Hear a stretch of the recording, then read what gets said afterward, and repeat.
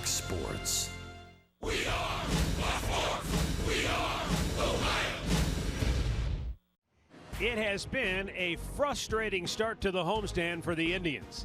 They've had a lead in all 3 games, only to see the Reds and Royals rally for victories. The Tribe needs a shot of energy as we approach the Memorial Day milepost. They also need a strong start, and Josh Tomlin will try to play the stopper next on Sports Time Ohio.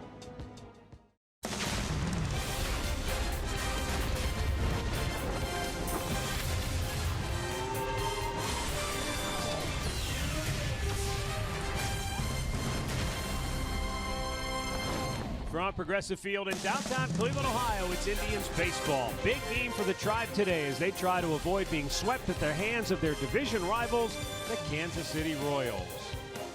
Hi again, everyone. Matt Underwood alongside Rick Manning. Last year, the Indians were the only team in baseball that did not lose 4 games in a row. That's on the line here today. And, Rick, the Indians have lost leads in the first 2 games of this series. Kansas City scored 6 unanswered Friday, 4 unanswered yesterday. Well, they have to find a way to try and salvage his last game, but one guy that's been a thorn in their side is Mike Moustakas, who has had a terrific series, 5 for 9, a couple of solo home runs. He's been very aggressive. He swung at 14 of 15 pitches yesterday, he saw, and then 15 out of 20 in the first 2 games. You got to make quality pitches to him because this guy is certainly in the swing mode.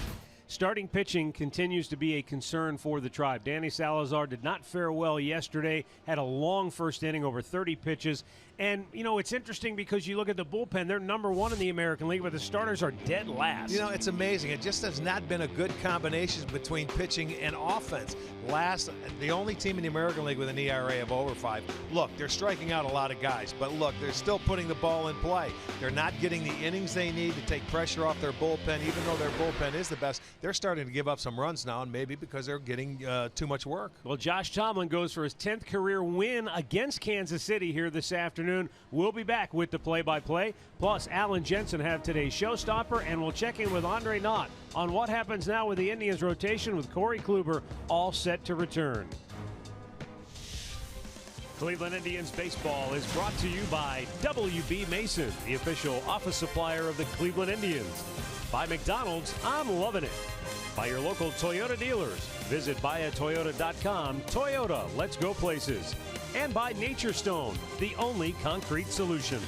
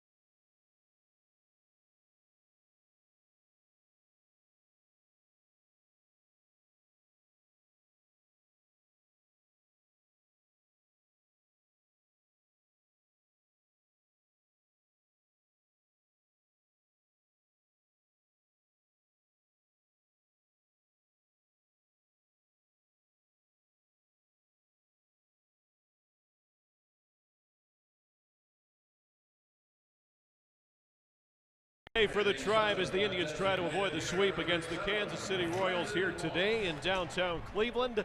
Welcome back to center field alongside Jensen Lewis. I'm Al Pulowski. Great to have you here too. It is time now for our showstopper. And yesterday, Steven Strasburg. You want to talk about a showstopper, 15 strikeouts.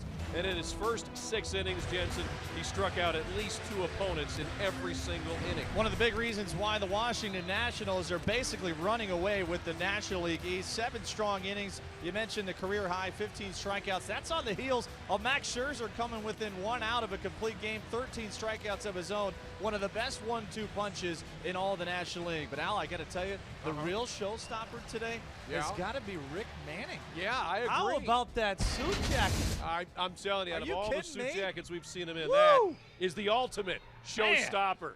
Wow. Matt Narch, back to you. Double-breasted, no less. Can't believe it. I mean, bringing it back. No, it wasn't. Not Bringing yesterday. it back. We got to have him on postgame just to show that off, big boy. All right, thanks, guys. And, you know, you're talking about Steven Strasburg and the Washington Nationals. They have 16 home wins.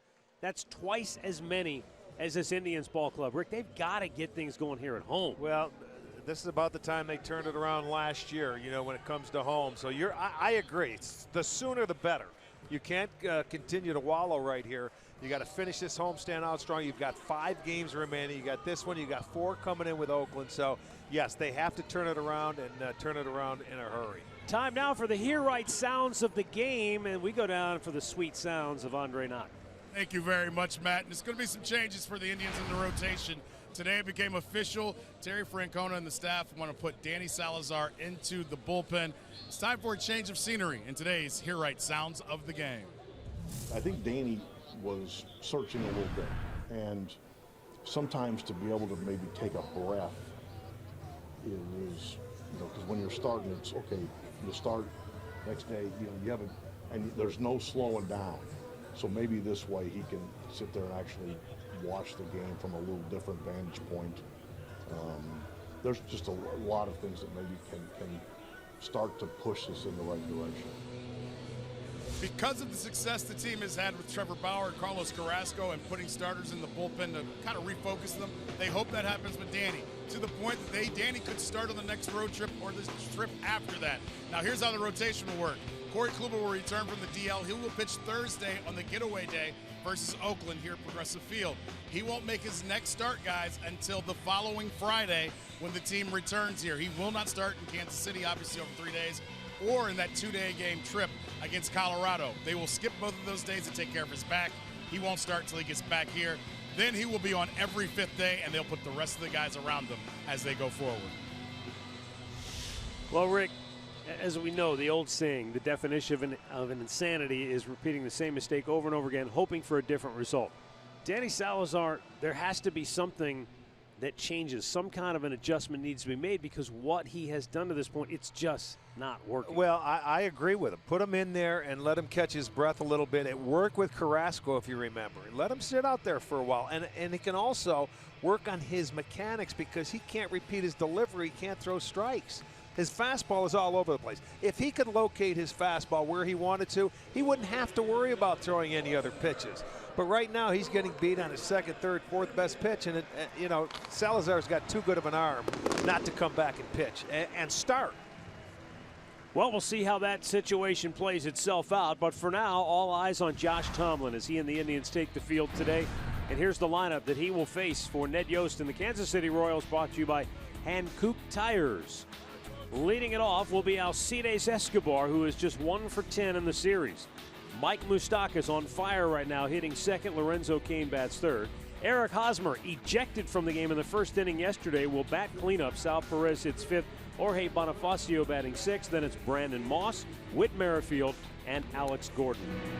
And Josh Tomlin will be our Northern Ohio Honda starting pitcher today for the Tribe. Josh has lost his last 3 starts. He's only 2-6 on the year with a .670. He's had a tough go at home this year, 1-4. His ERA is over 8.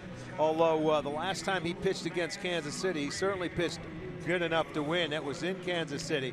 He went 7 innings, only allowed 3 hits to 1 run. He did not get a decision, although the Indians did win the game 3-1. So we'll see if he can come back and get on track. He beat them twice in this ballpark last year, Let's see if he can get it going here this afternoon. We will set the defense for you, brought to you by Ram. And it looks like Brantley is in left field. Jackson gets the start in center. Robertson over in right. It'll be Ramirez at third. Gonzalez at short. Lindor with the day off. Kipnis is at second. Santana at first. Perez doing the catching. Alfonso Marquez behind the plate. Chad Fairchild at first. David Rackley at second. Bill Welke down at third. For those of you who watched the game yesterday on FS1, you'll notice the players are wearing special Memorial Day weekend uniforms. This is the first time that Major League Baseball has done this, and that players are wearing these special event uniforms for the entirety of the holiday weekend. Yesterday, today, and then again tomorrow on Memorial Day. The right side of the hat, you'll notice, will feature 5 stars, and that represents the 5 branches of the military: Army, Navy, Air Force, Marines, and the Coast Guard. And of course, the stars are also represented on the right sleeve of the jerseys. So we're ready to go on this Sunday afternoon. Josh Tomlin's first pitch is fouled back out of play. And it's 72 degrees under cloudy skies. There are some very strong thunderstorms predicted for sometime this afternoon. Let's hope later. Blowing away 1-1. But the way these two guys, Josh Tomlin and Danny Duffy, they're strike throwers. Josh averages just about 15 pitches per inning. So you'll see a lot of swings early in the count against Josh, I would imagine, against Kansas City. Weak ground ball hit to short. Eric Gonzalez getting the start today and throws him out. 1 down. Storylines today are courtesy of Wayside Furniture. This Indians ball club, look, when you don't hit, when you don't score, when you lose, everybody says you look dead, you look lethargic, but they do. They need some kind of energy. A jolt. Yes, they do. They need some energy. And hopefully Josh Tomlin can be the guy that puts an end to this 3-game skid. I'll tell you what I think they need. They need a pitcher to put zeros on the board until they can get the lead.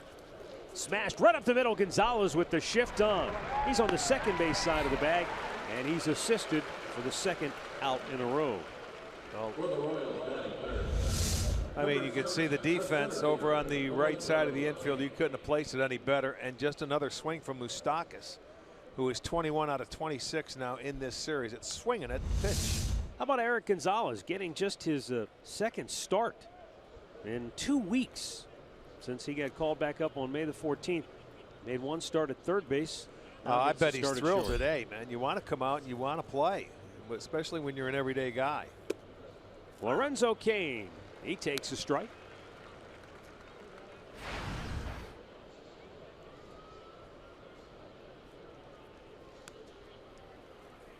Breaking ball hit in the air to left, and Michael Brantley charging in. Makes the catch. Josh Tomlin breezes through the first. The Indians are coming to bat.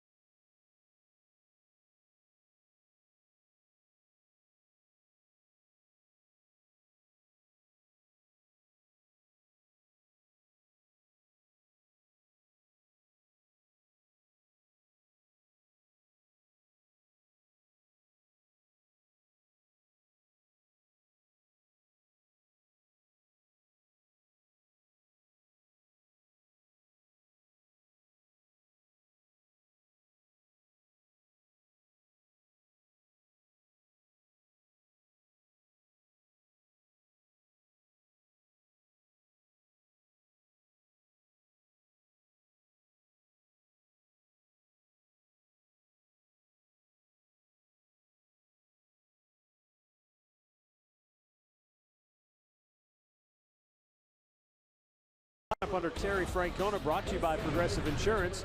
Jason Kipnis leading it off. That man, Daniel Robertson, moves up to the 2-hole with Francisco Lindor getting the day off. Michael Brantley hits third.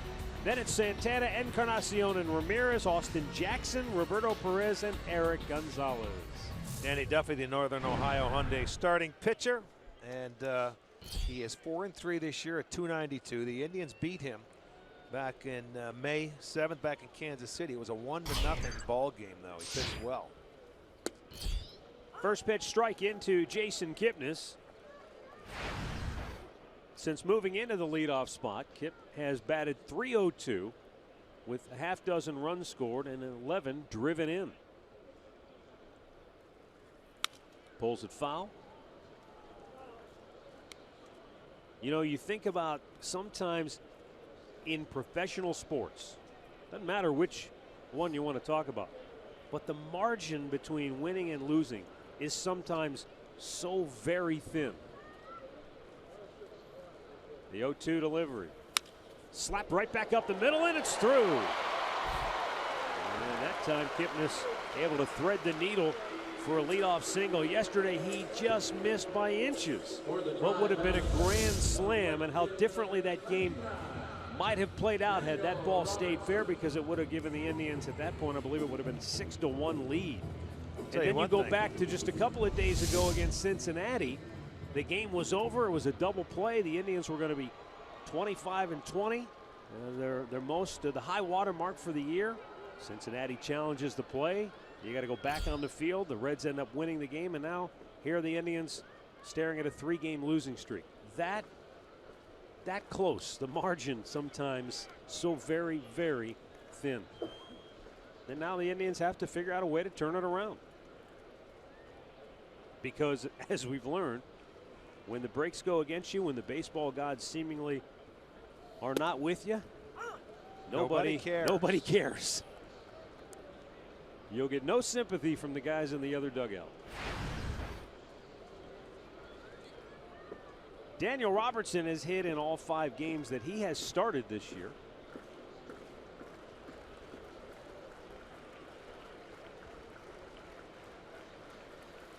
And he grounds it foul, third base side. Tell you what, that Kipnis 0-2 base hit, he hit a really good pitch off Duffy, a breaking ball down and away. Oppositions, they were 3 for 31 against him when Duffy had him down 0-2. Well, you got to battle, and he's another guy that throws a lot of strikes. He averages just a hair over 15 pitches, 15 and a half pitches per inning. So he's around the zone, but he's a power left-hander. He gets it into the mid-90s. Good breaking ball and a changeup. Shoots it to first base. Hosmer, slick fielder, goes to second for 1. Back to first, not in time.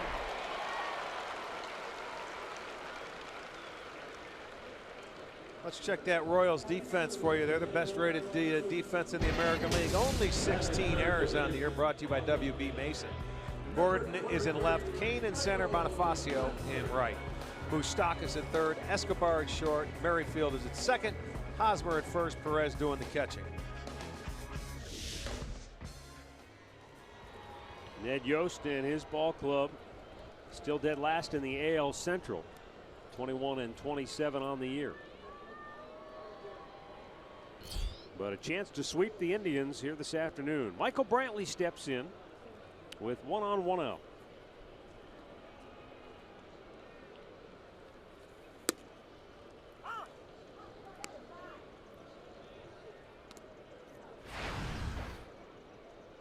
Brantley batting .317 this year against right-handed pitching. That's 9th best in the league, but against the lefties, a little tougher sledding. .250 average. And when you think about Brantley, you don't think of a guy who is immune to the old lefty-lefty matchup scenario. He's trying to join Francisco Lindor, who has hit in 12 straight.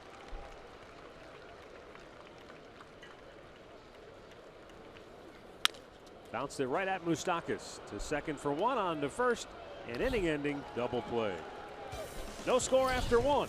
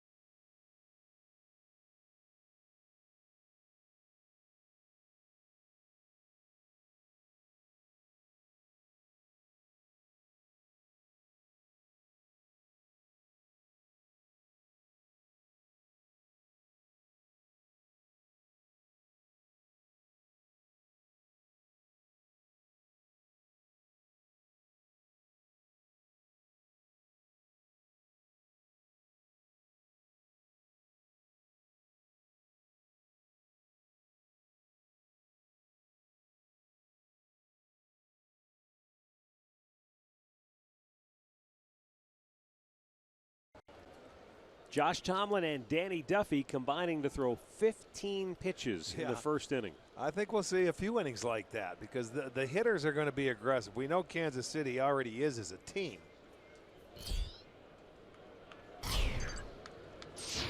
Eric Hosmer swung on and missed.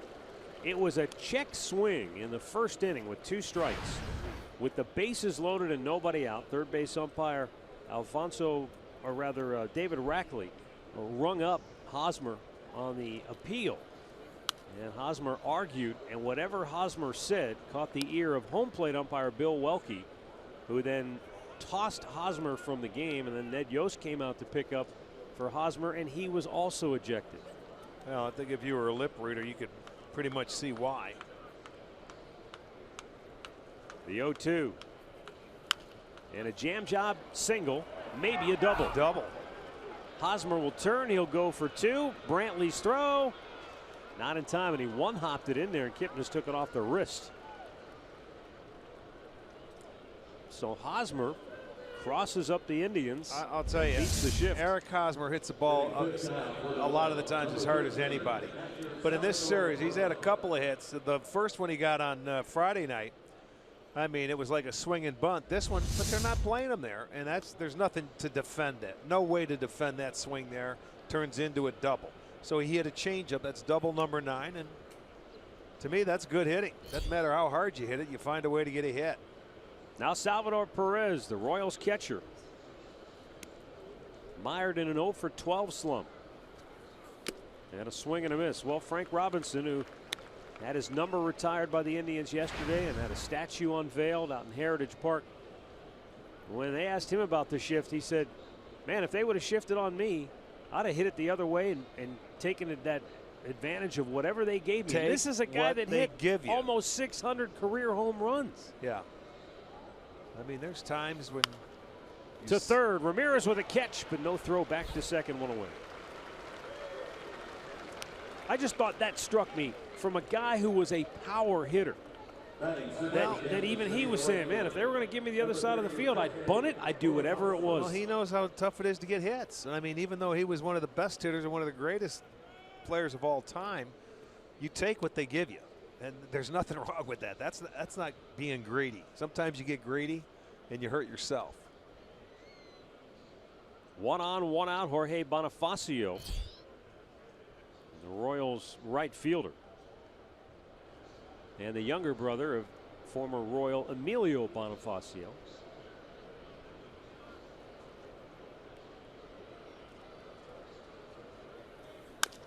Chops it up the middle. Cut off by Gonzalez. Man, what ground he can cover. 2 away. Off the bat, that looked like it had a chance to get through. And Eric Gonzalez, a much different build than, say, a Francisco Lindor. He's more of the long, lanky. And each stride, it seems like he's just eating up turf. Yeah, but that ball, it wasn't hit that hard to where it could get through. It had some top spin on it. You can see he gets it on the second hop. 2 down for Brandon Moss, the Royals DH. Gonzalez, highly touted as a defender by everyone that has seen him play throughout his career, even by Terry Francona, who's only seen him mostly in spring training. You don't realize how big that kid is, you know, until you get next to him. He's a big kid. I don't know that he's quite Cal Ripken big, but you know, you think of the big shortstops, there are not a lot of them. Seager in LA, he's a big kid. That's short. The 0-1 swung on and missed. We'll get a chance to see him here this year, coming this next month in June.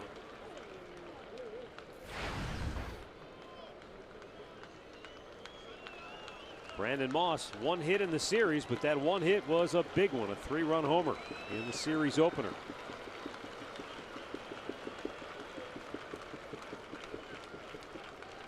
Eric Hosmer at third with 2 down, and the 0-2 pitch misses.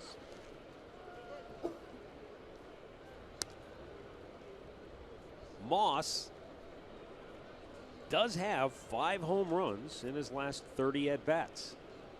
Well, he's an all-or-nothing guy, pretty much. He ran into a 3-run homer the other day that stopped their string of an 0 for 35 hitting with runners in scoring position. Well, he took advantage of it because most of his home runs have been solo. A little high, 2-2. Kansas City still dead last in Major League Baseball with runners in scoring position, and the Indians are right in front of them. So these are two clubs that have been just starving for those clutch hits. And the 2-2 popped him up. Left field, Brantley over near the line. And Josh Tomlin works around a leadoff double to keep the Royals off the board. No score, middle of the second.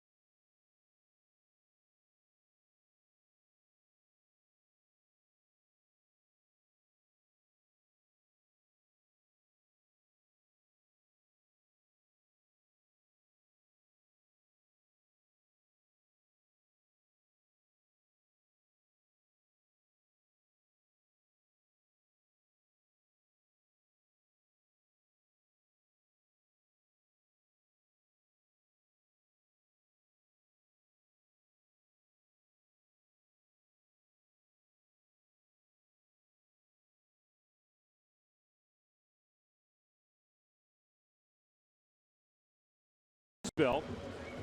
Now Danny Duffy goes to work against the 4, 5, and 6 spots for Cleveland. Carlos Santana, Edwin Encarnacion, and Jose Ramirez. The Indians are 10th in the American League, batting .241 as a team, but 13th in runs scored.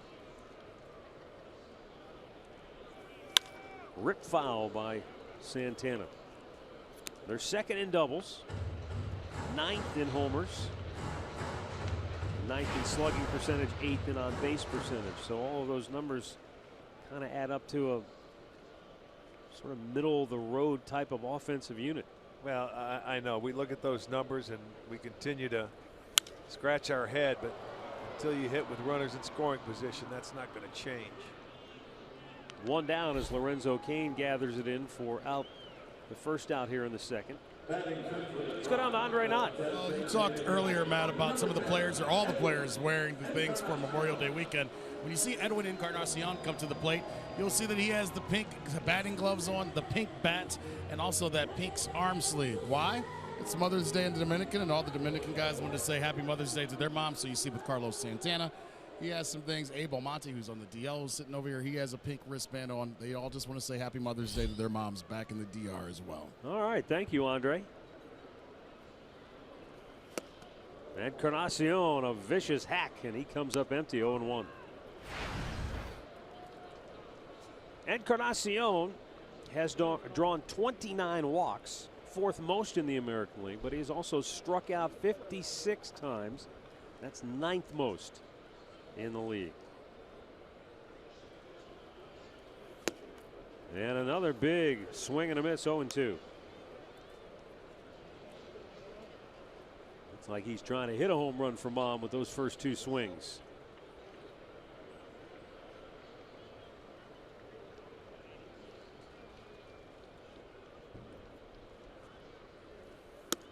Low and away.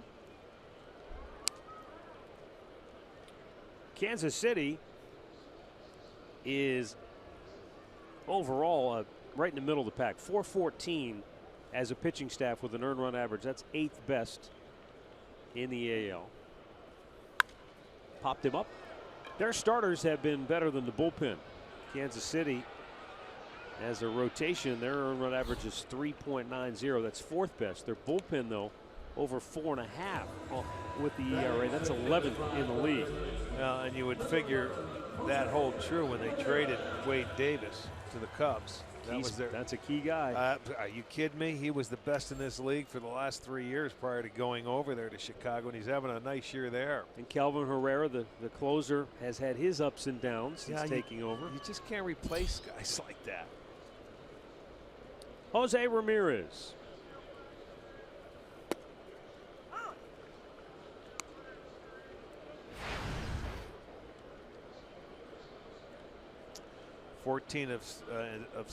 Danny Duffy's 16 pitches have been strikes. Ripped foul right side. Well, Jose Ramirez got off to a blazing start, and he still has the fourth best home batting average in the American League at .338. But boy, the month of May has really been cruel for Ramirez. He pops this one up.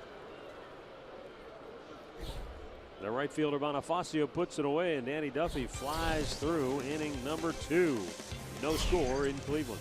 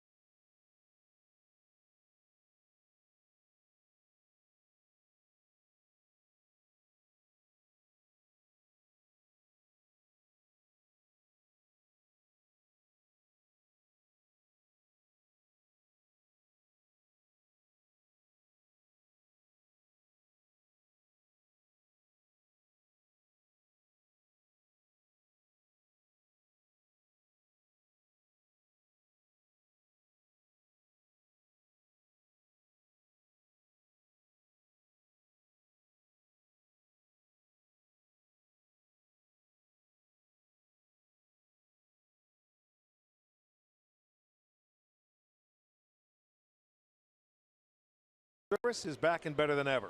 Watch every out-of-market game live at home, in the office, or on the go for just $19.99. Visit MLB TV for the details. Josh Tomlin has thrown 17 pitches through the first 2 innings. And out of those 17 pitches, 12 swings from Kansas City hitters. So they know he's throwing strikes. They're trying to be aggressive, but to this point, Tomlin has been one step ahead of them. Whit Merrifield has hit in a career best 12 straight games.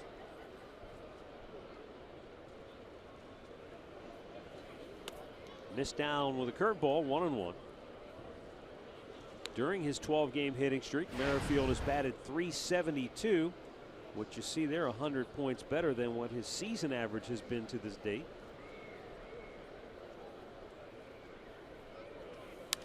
Popped him up. Shallow right. In comes Robertson. Kipnis never saw it. He had to look up into that sun. He turned away. Yeah. And Robertson says, no problem, I've got this one. Yeah, he was running it into the sun when you're looking up there. So, as you know that as an outfielder, or at least you should when that inning or the game starts. Don't worry, I'll help you out if you need it. Let's go back down to Andre. Talking to Roberto Perez, he says he loves catching Josh Tomlin against the team like the Kansas City Royals because he uses the team's aggressiveness against them better than any of their other pitchers. He knows how to throw strikes that aren't good strikes. It's a conversation we've had about Salazar and different guys all year long. Josh Tomlin has figured that out for a long time, to be able to keep guys off balance, but to continue to throw strikes at the same time. Well, both pitchers, they were 14 and 14 on first pitch strikes, both pitchers, until that ball right there. So that goes to show you how they pound the strike zone. There, in some ways, there are two elements to pitching that are really, really important. Velocity, we know that's important because every pitcher wants more of it. And command. Obviously, there are other things involved, changing speeds, secondary pitches. But when you think about velocity and command, they don't always go hand in hand. No, they do not. You got a guy that has both, you got a guy that's going to be successful. You got something special. But sometimes, you know, you have a guy like Josh Tomlin, doesn't have velocity, but he can command the baseball, and when he's on, he can still be successful. You've got a guy like Danny Salazar who has all the velocity in the world, but can't command the baseball, and that is equally problematic. It's about repeating your delivery, you know, and coming out of the same arm slot and throwing 2 or 3 different pitches. Salazar can't do that and hasn't been able to do it all year. But when he's on and he can stay out of the middle part of the plate, that's why he's averaging the most strikeouts in the league. But still, he's giving up the home run. People are looking at his numbers and see his stuff, and they wonder why. There's a ground ball with the shift on. Jason Kipnis throws out Alex Gordon 2 down. I mean, he was an all-star last year. The first half of his season last year was incredible, and you thought to yourself, well, the Indians have the makings. Arrived. Yeah, they've got the makings of a very formidable rotation with Kluber and Carrasco and Salazar coming strong like that. But now you sit here today, Kluber's been out for what, almost a month. Salazar now moving to the bullpen. Carlos Carrasco last couple of times been a little shaky. All of a sudden, what was once a strength is now reeling. Yes, it is. Well, you mentioned it from the All-Star break of last year. Look at Salazar's numbers. Terrible. And it doesn't help when you have your #1 guy on the shelf either, to, you know, sort of anchor that rotation, and everybody else can fall into play. Well, he's ready to get back into that starting rotation. Popped out of play. And Corey will start on Thursday in the series finale against the Oakland Athletics. That'll be a noon start this coming Thursday.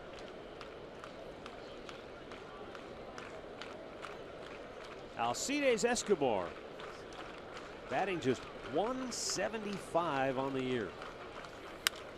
And he lifts the fly ball to right, racing over Robertson. He's there, puts it away, and once again, Josh Tomlin retires the side in order.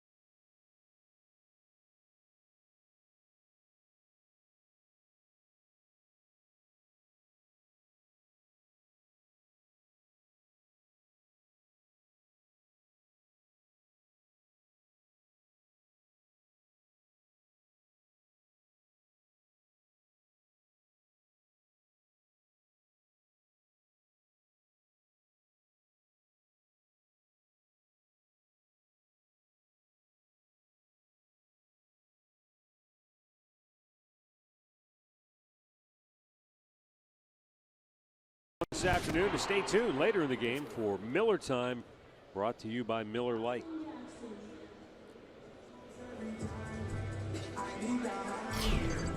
For the Indians here in the bottom of the third, it's the bottom third of the order. Austin Jackson, Roberto Perez, and Eric Gonzalez.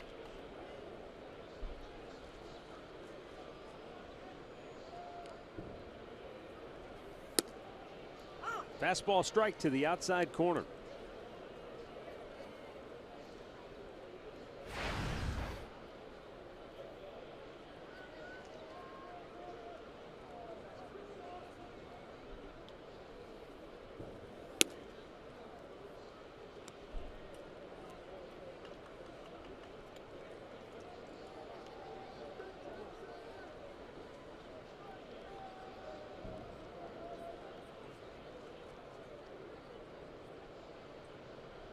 Now the 1-1. And a line drive base hit in the right field for Austin Jackson. His first since returning from the DL. Stay on it, go the other way, get yourself a base hit.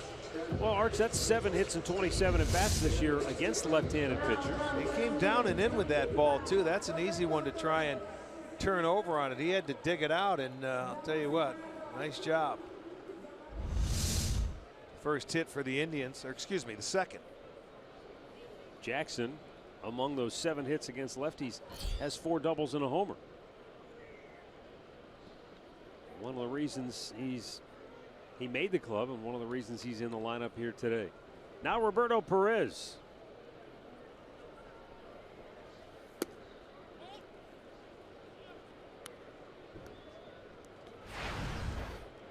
I know you don't want every hitter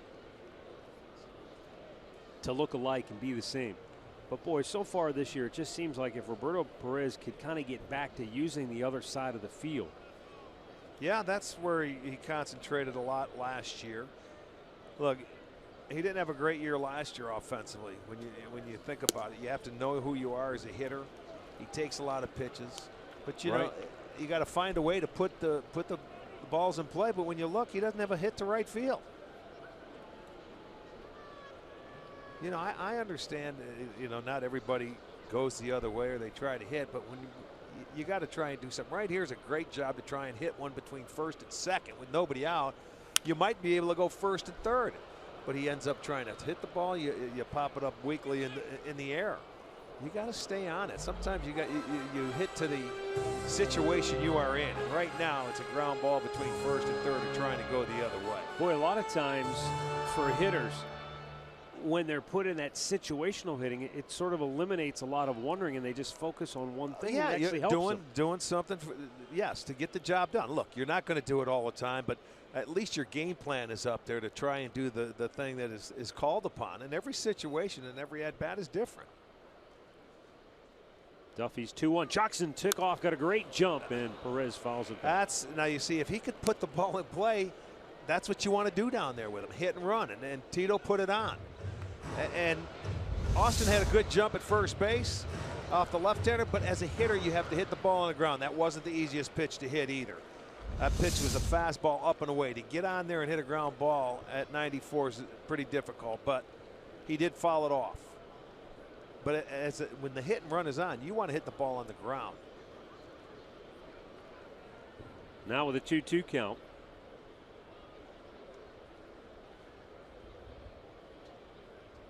Duffy's just going to hold it, and then time was finally called.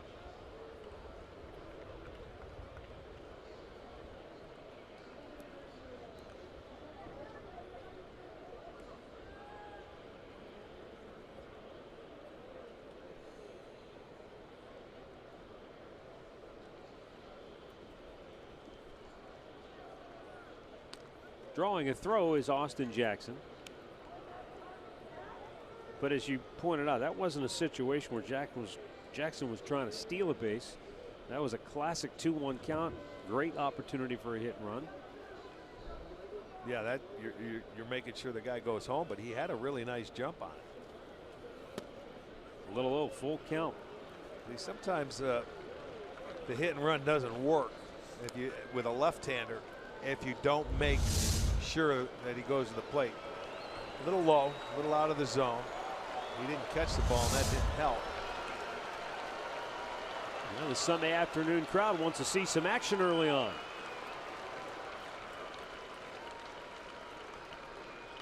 See if Jackson can get a jump on a 3-2 pitch. He does not, and it is a check swing. Did he go? He did not. It's ball 4. Borderline call. It goes the Indians' way, and they've got 2 on with nobody out. Well, he thought about it. Full count.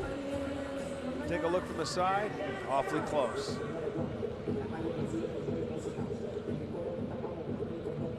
Yeah, look at it. Duffy thought they had it. I think Perez thought that he swung, and they're saying, what do you think? Of course, one dugout's going to say great, and the other one's going to say there's no way. You can't win, but I'll tell you what, it was awfully close. And that's what caused the rhubarb yesterday. Yes, that's true. I mean, look at Duffy. He can't believe it. Are you kidding me? Well, and he's not really looking at the home plate umpire because he asked for help. It's the guy at first base that has to make the call in that situation. So that's the guy you're going to be upset with. Eric Gonzalez getting the start today and batting ninth. They pinch in at the corners. He squares and takes low, ball 1. Attaboy, get yourself a strike. Make sure you get a strike. You got Hosmer really pinching in at first base, and Moustakas sort of staying at third. With the left-hander, they want Duffy to come off the mound to try and get the ball and get it to him. But if you force Moustakas to field it, your job will be done. And he gets it down. Good, good, good, good. Moustakas throws him out. Sacrifice completed. Executed perfectly from the standpoint of what you wanted Gonzalez to do there. Exactly right. And you see Duffy coming off the mound. He probably could have caught the ball and thrown it through to first, but he knew that Moustakas had the easier play. So yesterday in the first inning, bases loaded, nobody out. Check swing. They appeal. Rackley said, you went. It was borderline. I mean, sometimes those calls, it's hard to tell. Hosmer, though, he said the magic word. He was ejected. Ned Yost came out, and he got the heave-ho as well. But Kansas City able to come back and win the ball game. Now Jason Kipnis singled his first time up, and he's done a dynamite job with runners in scoring position. Going 11 for 27 so far this year. Trying to get the Indians on the board first. Soft line drive center field, and it's in for a base hit. Only one will score as Jackson comes home. Perez, he was waiting on both Jackson and looking back over his shoulder to see if it was going to fall. So he can't get home, but the Indians have first and third with only 1 out, and they lead it 1-0. Kipnis with his 18th RBI on the year. Well, that's just, he wasn't going to score. You've got the catcher out there. Kipnis went on and hit the breaking ball again, and he didn't hit it that well. And if you're at second base, you should know where the outfielders are. But he wouldn't have scored anyway, even if he took off with it. Perez would, but Kipnis gets the job done, gives the Indians a lead. It's first and third now with just 1 out, a chance to add on.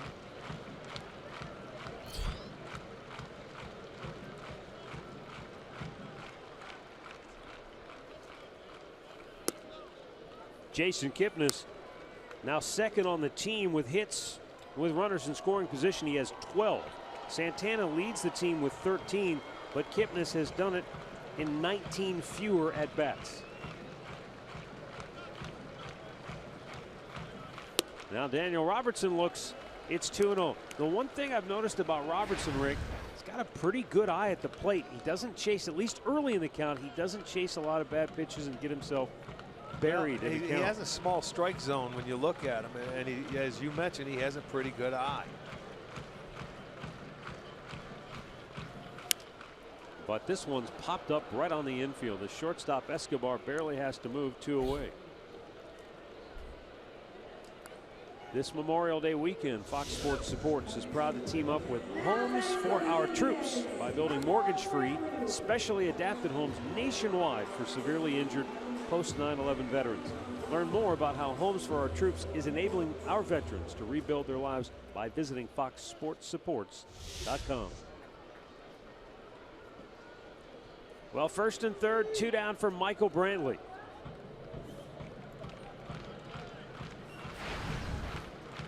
Brantley banged into an inning-ending double play his last time up. And a base hit into left field.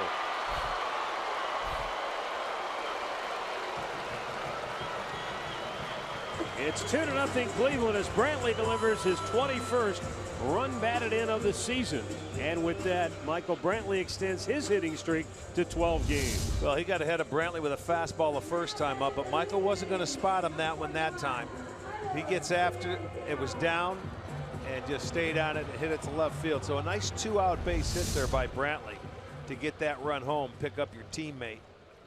Brantley joining Francisco Lindor. They both now have 12-game hitting streaks. And 2 on, 2 out now for Carlos Santana.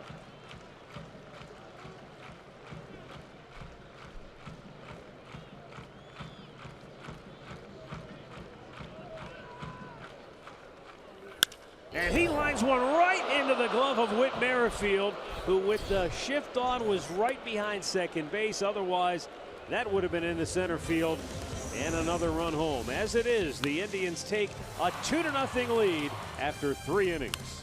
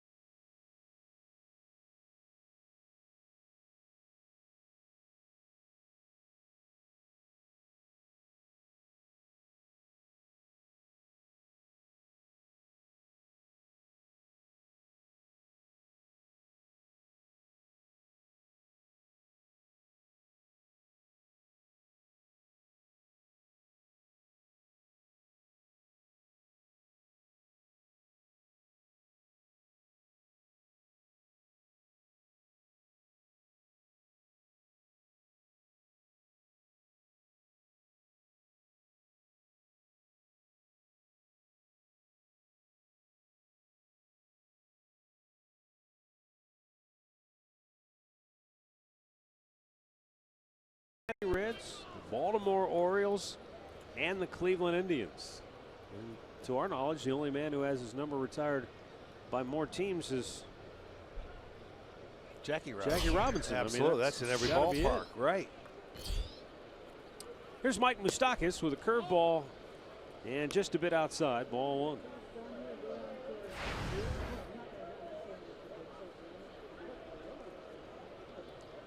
Moustakas grounded out his first time up. 5 for 10 in the series with a couple of home runs. And it's 2-0. Moustakas with a home run rate of every 13.3 at bats. That is 6th best in the American League. Well, there's a 3-0 count. That's almost impossible so far in this weekend series because coming into this at bat, he had already swung at 21 of the 25 pitches or 26 pitches he saw coming into this at bat. He's now just 3-0. tired. He swung at so many pitches. You got to take a break once in a while. Well, he helped him out there. How do you like that? Gotta love it. Now but he knew he couldn't groove him one right there. Very, very, very few of us. Well, hold on a second here. This was the ceremony yesterday here at Progressive Field. Hank Aaron speaking, a statue unveiled of Frank Robinson presenting the lineup card at home plate. And of course his number being retired. First ball swinging, Lorenzo Cain rips it into left field And he's going to be held to a long 1-out single.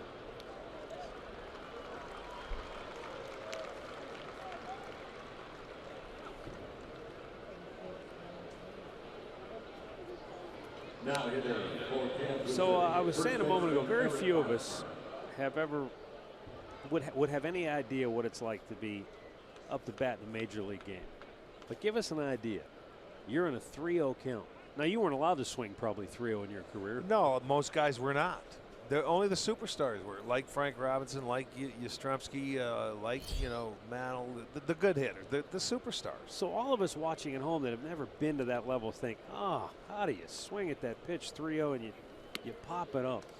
What happens in a hitter's mindset that, you think you're playing with house money here? What happens when you get fooled and you make a bad? Well, you shouldn't get fooled on a 3-0 pitch. You ought to be set on one pitch only, whether it's 2-0, 3-1, 3-0. I mean, it shouldn't change just because it's 3-0.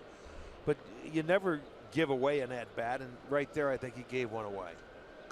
And that's what you try to minimize when you're a hitter, is giving away at-bats. And hitters do it a lot. Is it a case where you're saying I'm only swinging at one particular pitch? One pitch. And then in a zone and one zone. You almost cut the plate in half. You look to your power zone, to your nitro zone, and if it's down there, you let it go. If not, spit on it, because you're gonna see another one even if he throws you a strike. You can't. Oh, into the glove of Santana. Double play ends the inning. How do you like them apples? That was a laser shot right into the glove of Santana, who forgot that was the third out of the inning. Yeah, woo, baby. Think of his last hit. Better start hitting changeups again.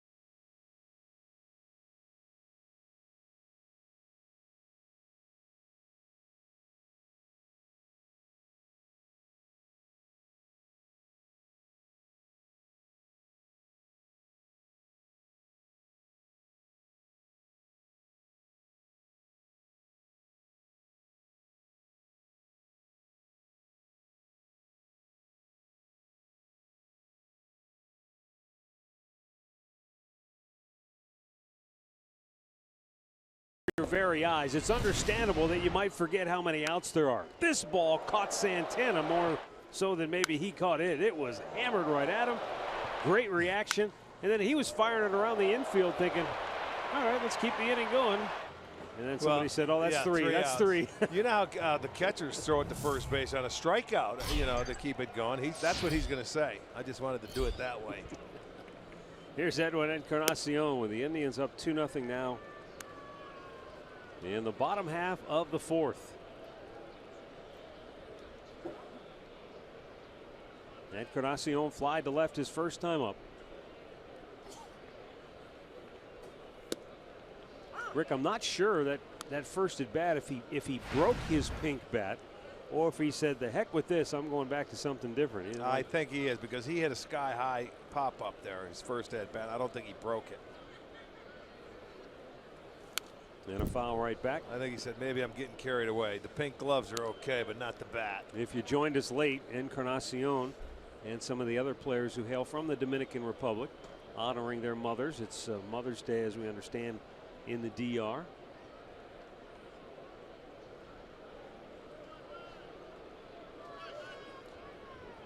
Danny Duffy deals on the 1-2 pitch. And a little low, 2-2.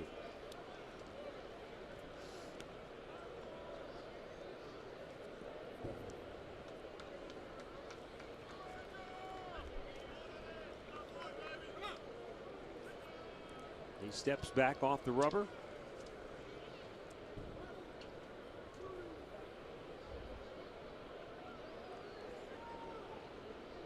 .28 out of 40 pitches for Duffy have been strikes.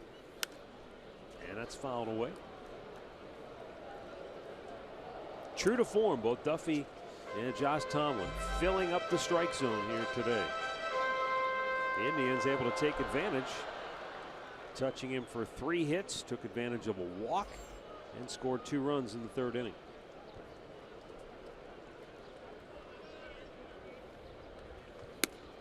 Duffy doesn't walk many, but he's not nearly as stingy as, say, Josh Tomlin, who came in today with 4 walks in his 47 innings of work. Duffy has walked 22 in 64 2/3 innings. I think Edwin thought he had a walk right there on that pitch.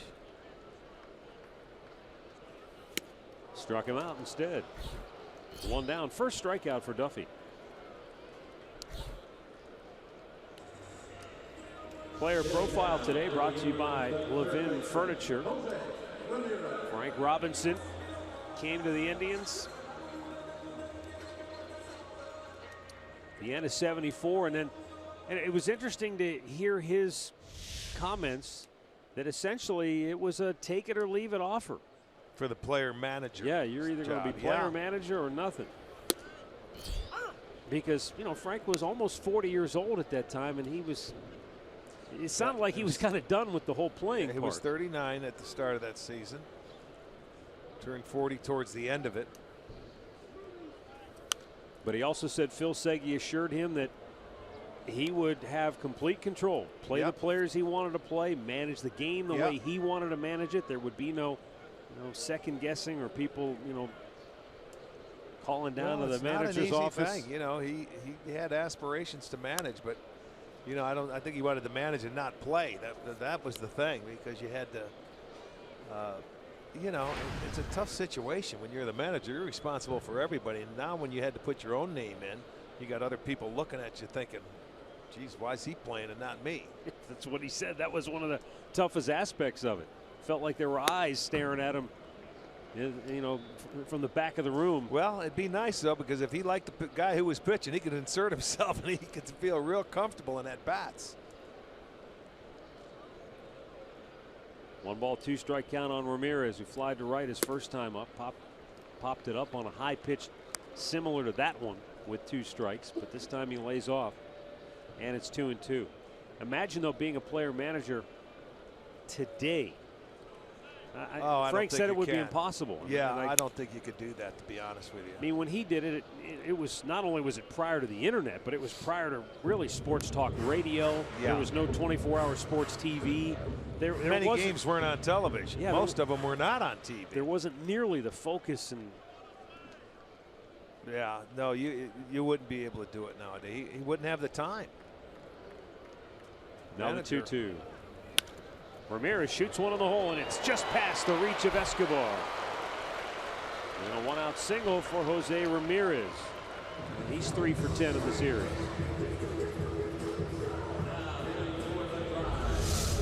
Well, got this one. It was down enough and on the ground hard enough to get it by Escobar. And even if Escobar catches that ball, he's not going to throw him out. Let me ask you one last thing on Frank Robinson. When you played for him, it was your first time in the big leagues. Right. So I suppose whatever you saw seemed normal to you because that was your first time just happened around. To be there. I didn't say a whole lot. Did you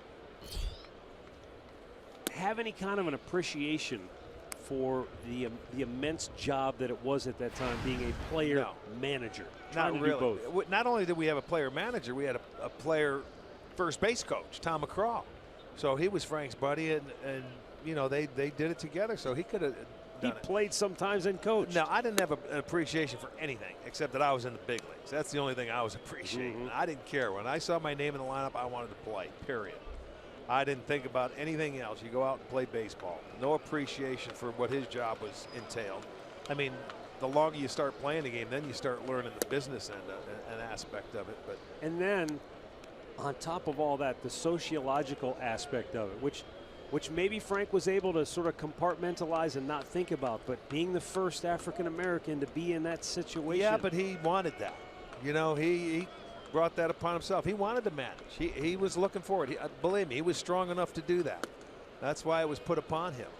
He was a very strong individual. He had his battles, you know, working with the color barrier coming up his whole life. Him, Hank Aaron, and everybody else. So much like there. Jackie Robinson. Absolutely. Yeah. I mean, it was tough for those guys. Did you realize that Mudcat Grant sang the national anthem on opening day there?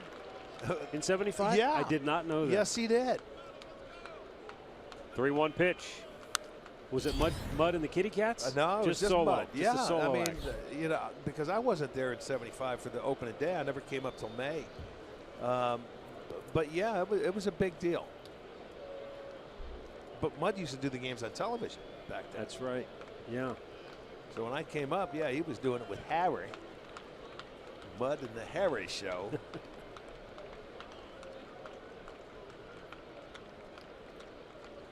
3-2 pitch. Jackson lines one to right center field. That's in the gap. That'll go to the wall. On his way to third, Ramirez. He's speeding around. He'll be waved home, and he will score. And Jackson holds at second base with a one-out RBI double. He continues to tear it up against left-handers. He's 2 for 2 today, and it's now 3-0 Cleveland. Tell you what a great approach Austin Jackson has had today against Danny Duffy. And he just rides this ball. Look at it. This one was out a little farther. It was a fastball away. The first time he dug out a fastball down and in. This time he had a little swinging room, and he plugs the gap in right center field. So Ramirez off and running. He has no problem scoring easily. Jackson 2 for 2. He's driven in one. He scored one. And the Indians lead at 3-0.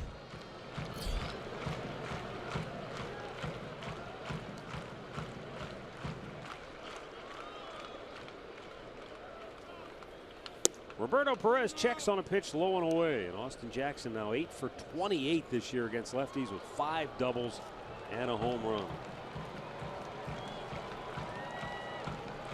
Well, Roberto Perez drew an important walk his last time up. That helped lead the Indians to a couple of runs.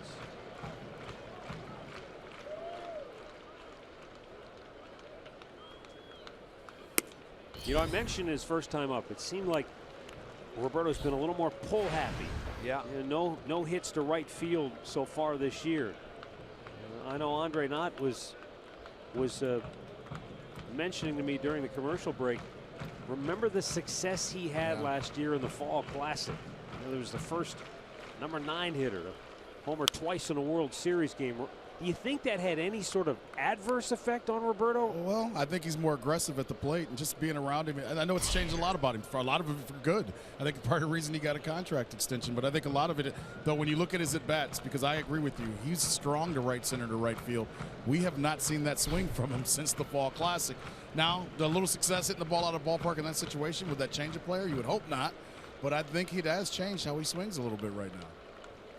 The 2-1 is up and away. You have to hope it's not going to last all year long, because if it does, his average cannot stay at 130. Right. Well, the other thing, I mean, come on. I mean, we're 50 games into the year. Well, and the amount of at-bats he doesn't have. Remember in spring training, he went and played in the World Baseball Classic, but he didn't play. Yeah. He sat and watched, and he hasn't played a lot in this, the first 2 months of the season either here. So when do you get it right? Well, He drew his second walk. That's a start. He's on base twice today. And Danny Duffy has allowed 3 straight to reach with 1 out here in the 4th inning, and that brings out the pitching coach, Dave Island. And any pitching coach will probably start to lose patience, not to mention a manager. When you walk the number 8 hitter, and hey, with all due respect, that's right. Not once, but twice. Yeah, that's why they're going to go out and have a confab, and let's go. That'll give me time, though. I want to wish a happy 40th wedding anniversary to Colleen and Gary Cornelli. Colleen was a retired Cleveland police lieutenant here, now living down in Safety Harbor, Florida, and we're season ticket holders, so congratulations.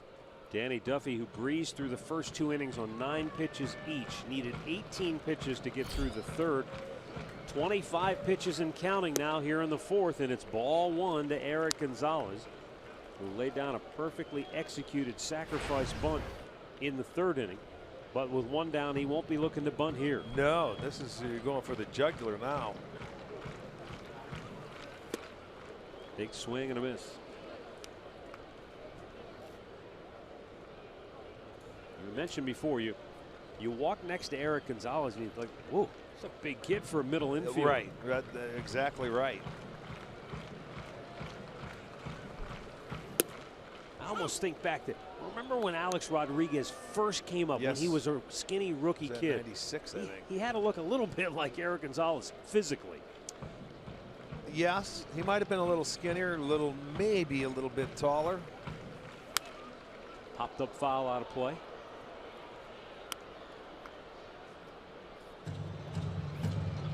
But as I mentioned before, everyone raves about Gonzalez's defensive abilities.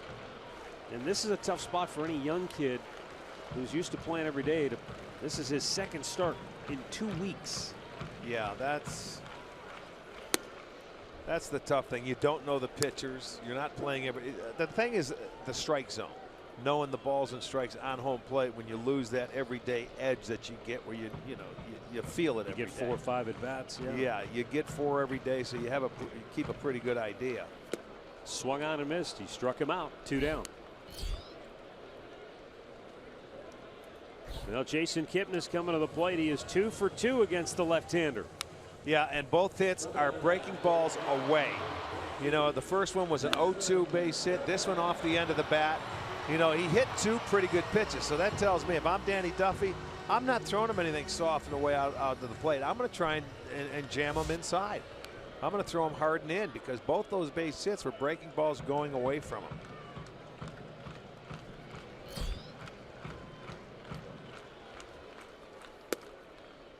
That just barely grazed the outside corner. Yeah, that's Kipnis didn't like it, and I don't blame him. That was not a good pitch, at least a hit. Jason now 12 for 28 this year with runners in scoring position after that clutch hit in the 3rd inning. Oh, change up down and away.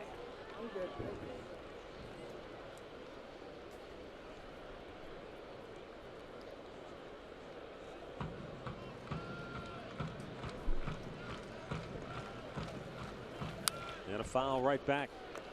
So far today, the Indians are 2 for 5 with a runner in scoring position.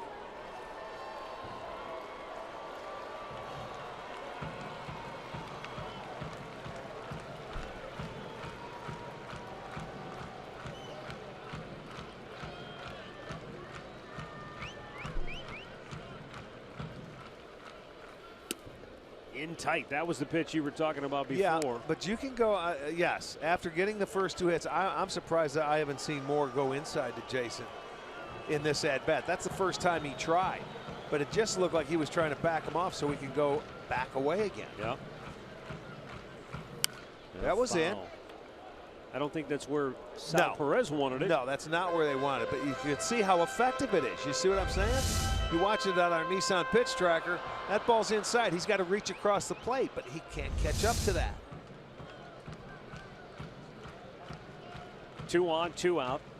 3-0 Indians. And the 2-2's way outside, full count. And it was a nice take. He didn't go chasing that breaking ball off the plate.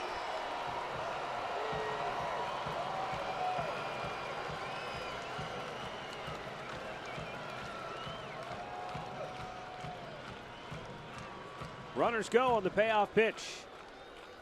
And a foul right back.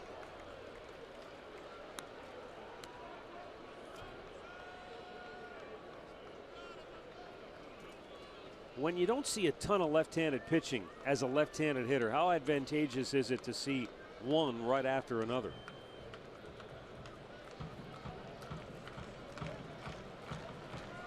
Vargas got the start yesterday.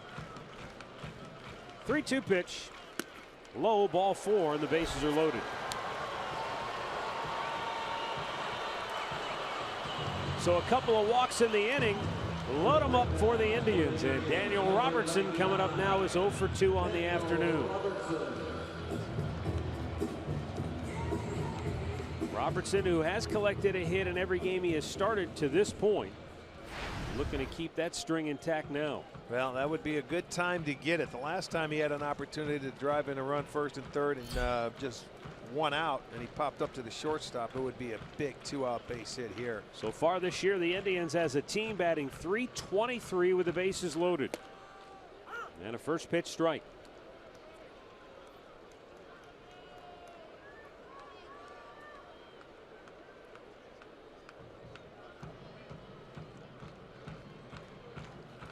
There are the base runners. And Robertson with a liner to Escobar, and the inning is over. So the Tribe leaves them loaded, but they do tack on one, and after 4, it's now Cleveland 3, Kansas City nothing.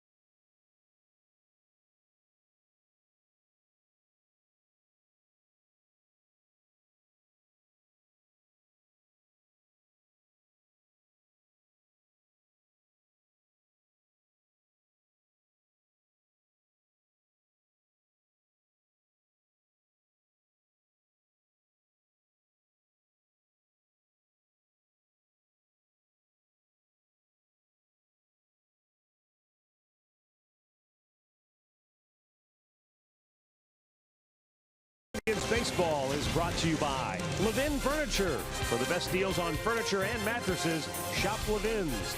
And by Cleveland Clinic, Express Care online. Download it now for free.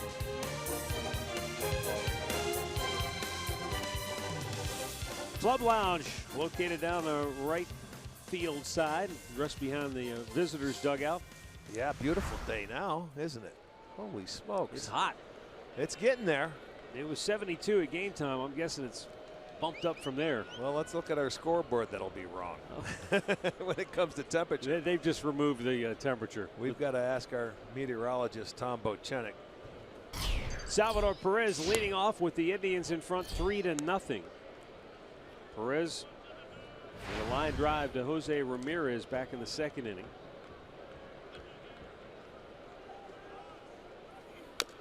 Perez is 0 for his last 13, but it was last Sunday in which he had a stellar day. He hit 3 home runs in a doubleheader for Kansas City.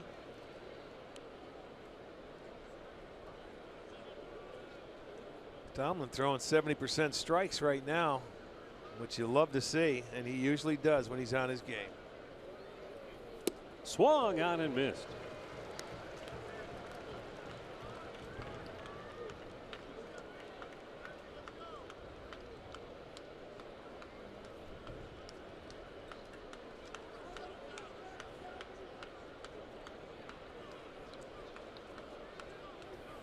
Broke his bat, and it's foul.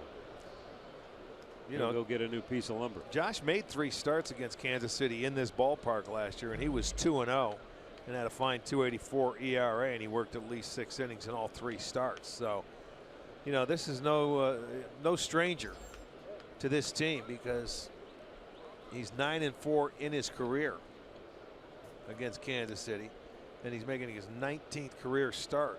So they know all there is to know about Josh Tomlin.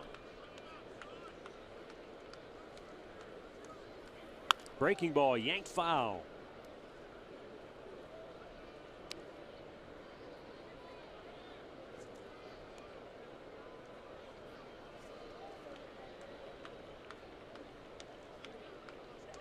Tomlin has him down on the count.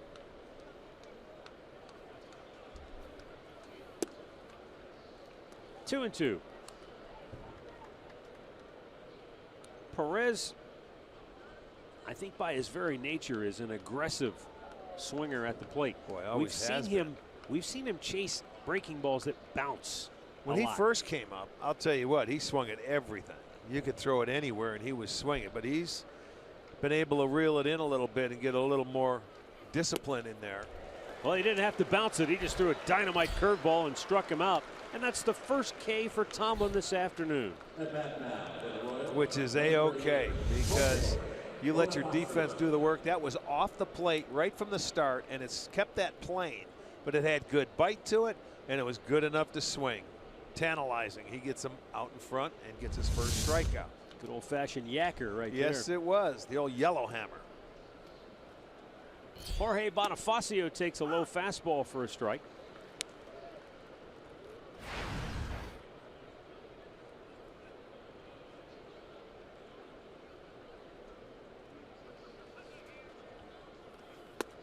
Inside, did he go? He did, says first base umpire Chad Fairchild.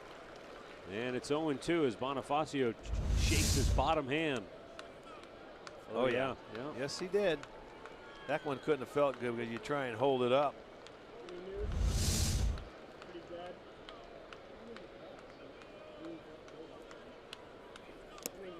Nope, he didn't chase that time.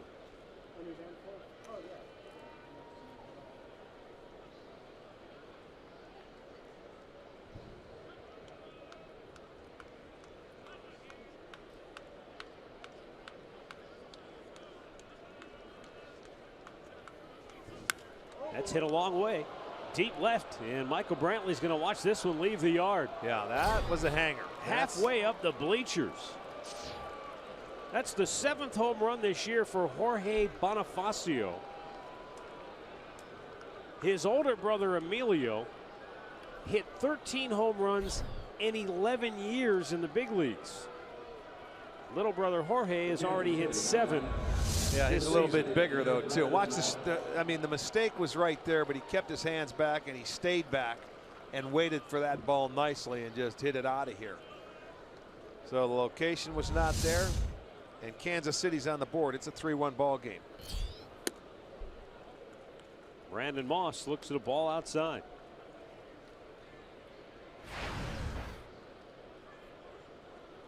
Moss fly to left his only time up. And he hits a fly ball right field near the line. Robertson backpedaling now, makes the catch on the track, 2 down. T-Mobile unlimited baseball break. Dallas Keuchel off the DL. He's now 8-0 in 10 starts this year with a 181 earned run average. And after the Indians went down to Houston and swept him, that kind of woke him up a little bit. Yeah, they came in and they won 3 out of 4 against Detroit. They beat Baltimore 2 in a row, but Baltimore gets 2 runs in the first inning.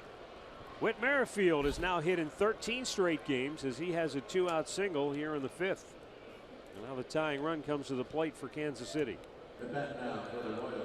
That's a career best 13-game hitting streak for Merrifield. He's also swung the bat well on the road this year.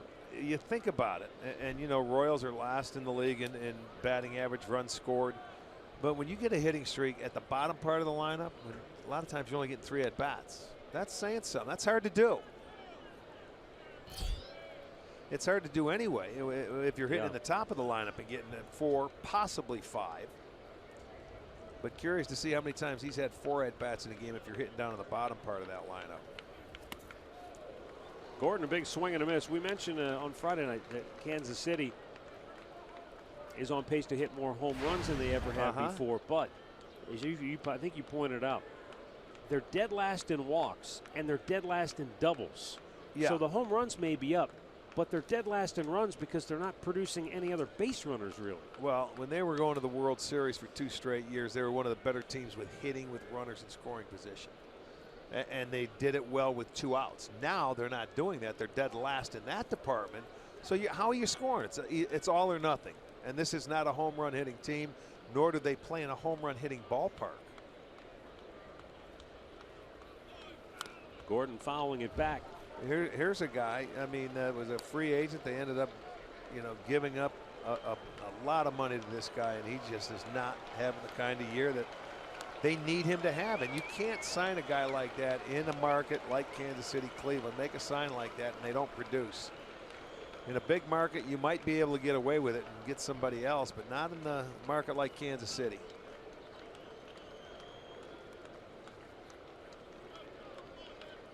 Two down, the 0-2 pitch, runner going.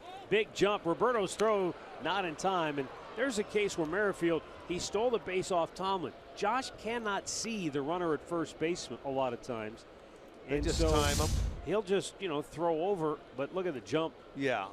And that's the first stolen base Tomlin's given up this year. And Kansas City has a knack of doing that against him. And he might have been the one that got Josh Tomlin last year. It was just a timing thing.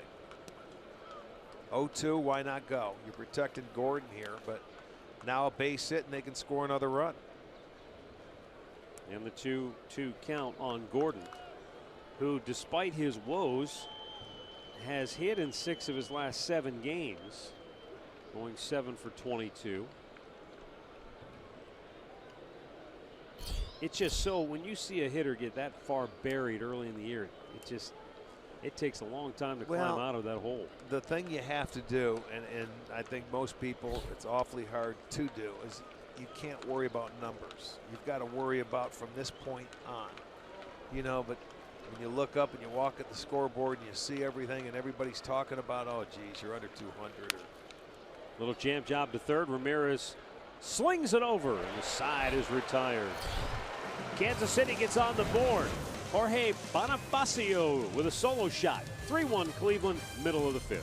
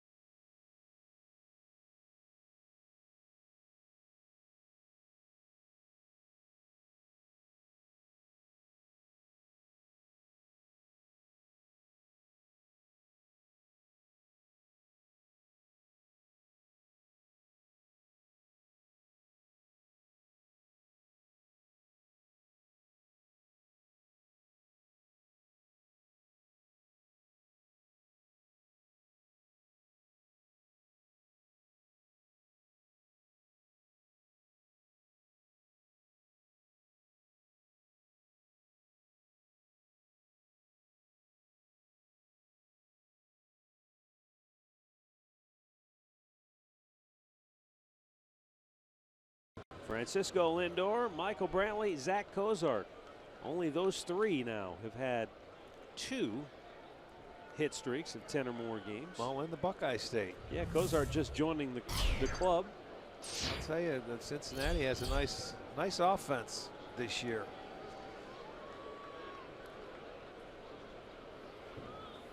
Reds are in the city of brotherly love. Marty Brenneman saw him. He posted an Instagram picture of Philly cheesesteak. He went to. Oh, did he? He went to one of the two. He went to his spot. I think he said his place was Jim's.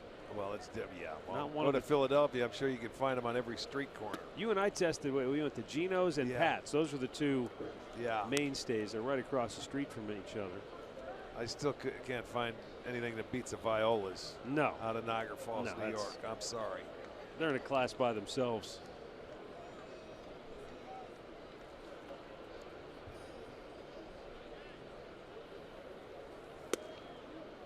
Michael Brantley taking a strike. He's 1 for 2 with an RBI single his last time up.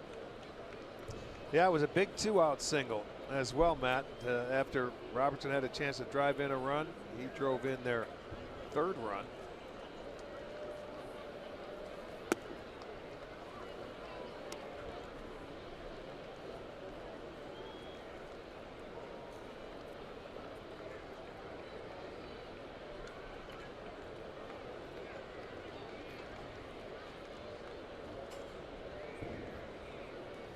Now the 2-2. Missed inside on a full count.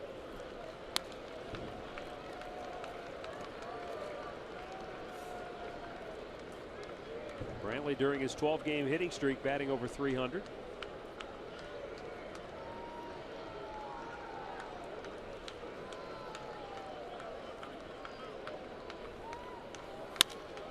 And a ground ball wide of first. Hosmer, long flip.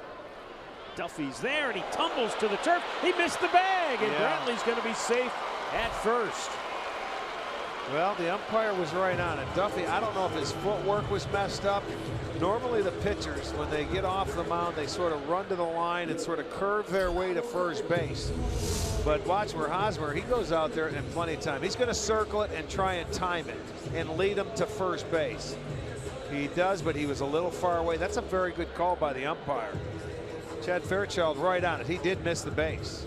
And there's he was just too wide. He didn't get up the line. He was a step away. You know, so they're going to give him a hit. So Michael Brantley with his 2nd hit of the day. And the Indians had their leadoff man aboard for the 3rd time in 5 innings. Carlos Santana 0 for 2 stepping in. By the way, with both Brantley and Lindor having hitting streaks now of 12 games. I asked Mike Pacta, our research expert, when was the last time the Indians had 2 players with concurrent 12-game hitting streaks? Yeah. He said, boy, how quickly we forget. It was last August. Jose Ramirez, remember, he had an 18-game hitting streak, and at the same time Mike Napoli had a 14-game hitting streak. Wow. Well, okay. You're right. How soon we forget. We remember things 20 years ago, but can't remember last year. Brantley got a great jump, and he swipes a bag. That's his 5th on the year. Very similar to what we just saw from Whit Merrifield. He stole it off the pitcher. Got a great jump. Well, he went on first movement, and he figured, they're not expecting me to steal, which they weren't. They didn't throw over there. He steals it easily.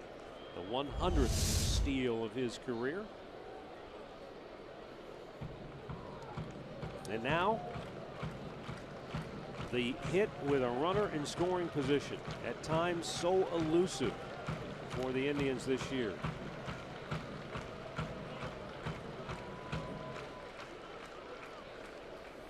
All the way to the backstop and down to 3rd. Wow. Easily goes Brantley on the wild pitch. Holy smokes, you talk about gift wrapping now. Michael should be out if Duffy ran the right route to first base. Now he steals 2nd. He wild pitches him to 3rd, and he's about ready to give the Indians a run if one of the hitters can take advantage of it. Infield's going to come in for Kansas City.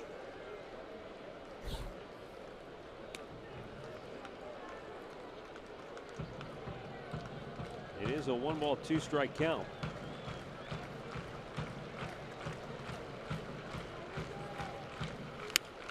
And a shallow fly ball center field is going to drop. And coming home to score is Brantley. Santana with a jam job. And he has his 28th run batted in on the year. Well, it's funny. You bring the infield in, and that's what you're held accountable for, is that right behind, because the outfielders don't come in when the infielders come in, and Santana gets jammed on the breaking ball, but gets enough of it to land in the outfield. So the Indians manufacture a run right there. They reestablish a 3-run cushion. And that gives them their 3rd hit of the day with a runner in scoring position. And boy, those days have been few and far between for the Indians this year.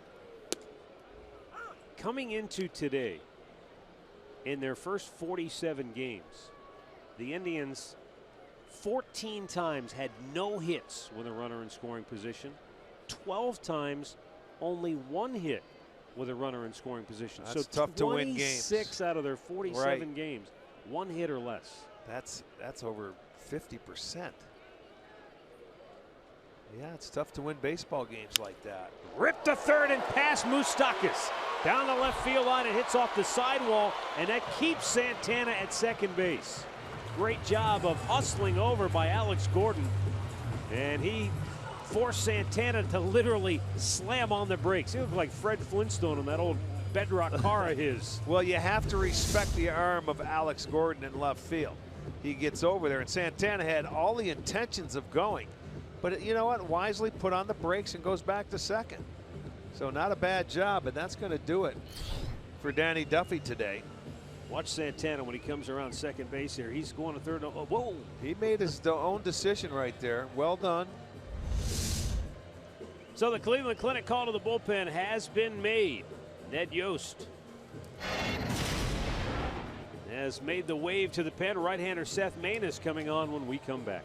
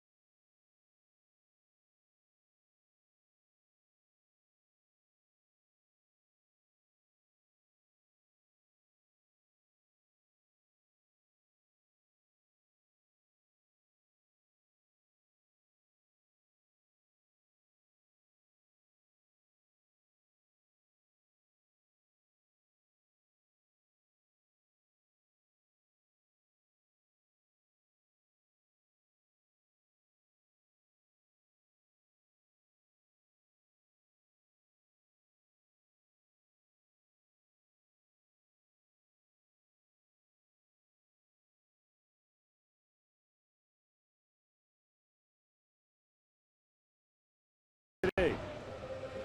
In the third inning, Jason Kipnis got the Indians on the board with a RBI single.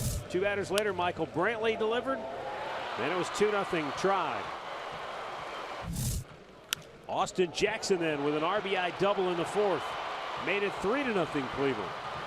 The only run for Kansas City on a solo shot by Jorge Bonifacio in the top half of the inning. And now the Indians answering right back here in the bottom of the fifth. 2 on, nobody out. And Jose Ramirez takes down low ball 1. Seth Maness, right-hander on. He hasn't pitched since Monday when he retired 5 of 7 Yankee hitters. Right at Hosmer. There's one. Back to first. No. Ramirez beats it out. And so Indians at the corners with 1 away.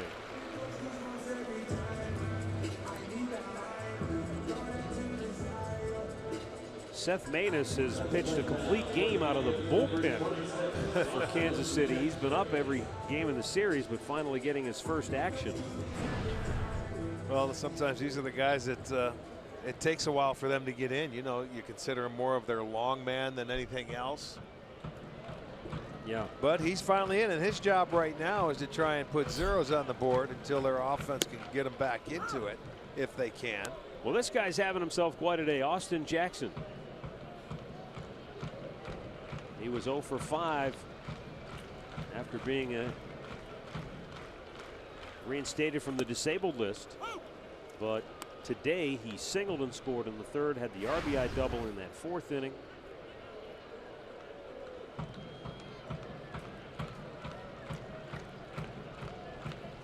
Four 1 Indians, one out here with runners at first and third.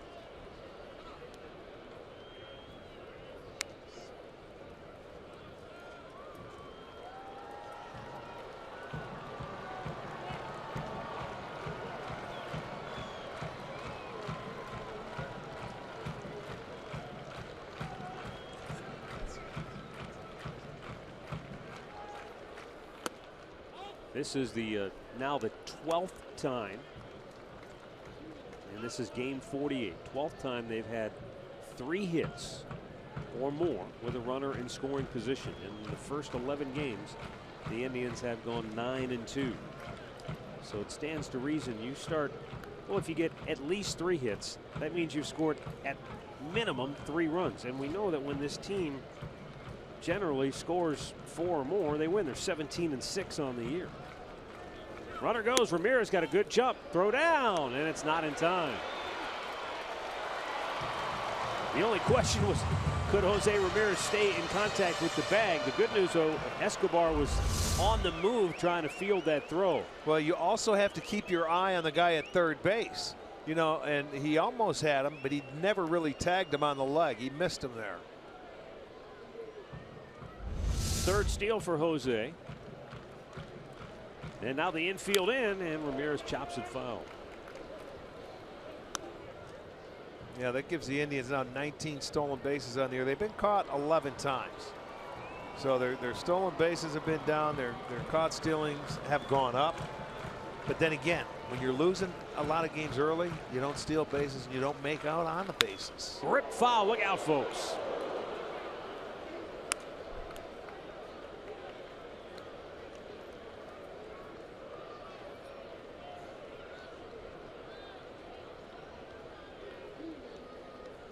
Indians with an opportunity to really take command of the game here.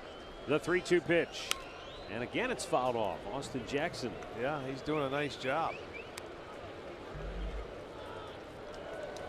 Put the ball in play is what you have to do. Runners in scoring position. You don't want to swing and miss. You were talking about the numbers that happen and getting hits with runners in scoring position. Out of the 171 bats coming into today, 50 strikeouts when you have situations like that with guys on base. Jackson, fly ball, deep center. Back is Kane, still going back on the track. Makes the catch in the middle of that warning track. Tagging and scoring is Santana. Ramirez goes to third. 2 down. Austin Jackson with his second run batted in of the afternoon makes it 5-1 Cleveland. Yeah, very nice at bat. He battled him, fouled off a couple pitches, and then puts the ball in play. Everything he has hit has gone to right center field today. First base hit, his double, now a sacrifice fly. So you give him his third and fourth RBIs on the afternoon with the RBI in his last at bat, and makes it a 5-1 game. Boy, you'd love for some of that to rub off on the guy who's watched him all 3 times today, and that's this man right here, Roberto Perez. He's walked his first 2 times up. He can bunt it, but who's going to run for him?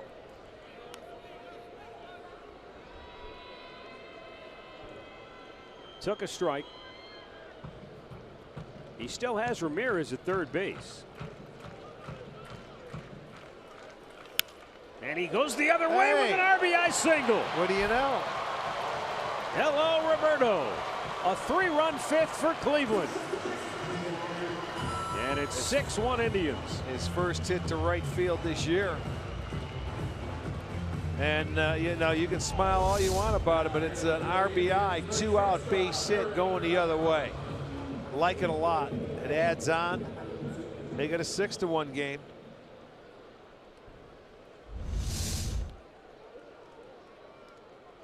And so with 2 down, Eric Gonzalez to the plate. And a pitch low and away, ball 1.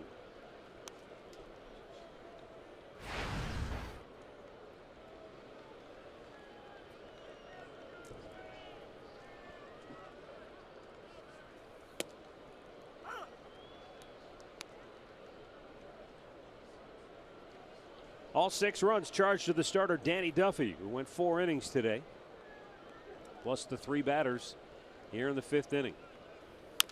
Gonzalez with a slow chopper to short. Escobar goes to second, and the inning is over. We've played 5, and the Indians on the rise today, lead it 6-1.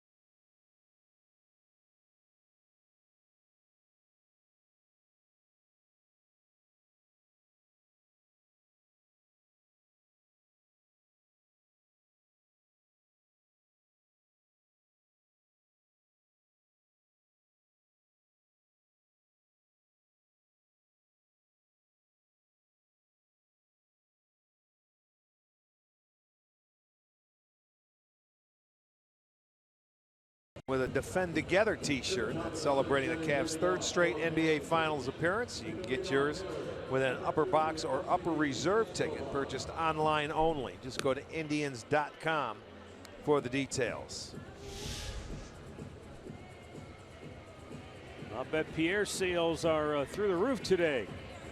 A warm afternoon here at Progressive Field, and the Indians heating up at the plate, scoring 6 times on 10 hits through the first 5 innings of play. And meanwhile, Josh Tomlin, the beneficiary, has yielded just 1 run on 4 hits through 5 innings. I know he doesn't mind the 6 runs on the scoreboard. Last time he pitched against Kansas City this year, they couldn't get him a run. He left trailing that ball game 1-0 with 7 3-hit innings in that game. Had a no decision. The Tribe came back and won that one 3-1.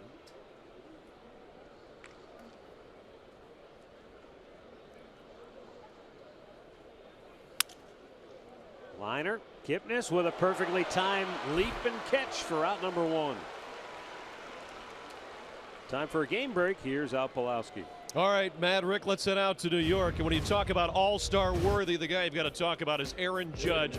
A grand slam here to give the Yankees the lead. They're up 6-2 now. For Judge, it is his 16th homer of the year, tied for the major league lead, and he leads all AL hitters in that category. Back to you. That's a big man. That's a pretty good swing going the other way as well. Moustakas pops one in the air, foul, out of play.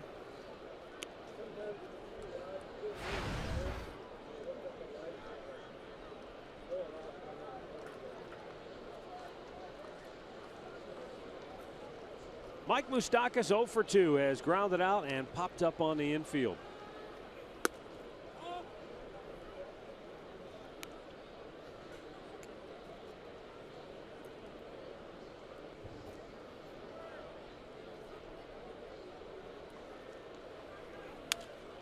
There's a little jam job, shallow left, over near the line, hustling. Brantley with a catch as he goes to the turf. And right about the time he dove, he met the rubberized portion of that track, and that stops you in a hurry. You go from the nice smooth slide on the grass to instantly coming to a halt. Well, he gets over there, he makes the catch, and you're right, that'll stop you. He ends up making the catch. Nice play, 2 outs. Can maybe lose a layer of skin too on that you rubberized can. turf. See how his hand just stuck and he looked down at it? You're right, you can. It's like getting a floor burn in basketball. Not that that ever happened to you. 2 down for Lorenzo Cain, who's 1 for 2 on the afternoon.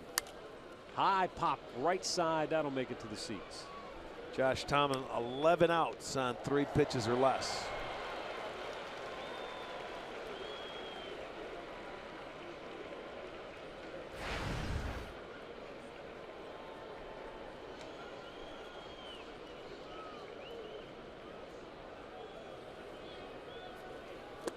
Nice breaking ball. Adam way out in front. It's 0-2.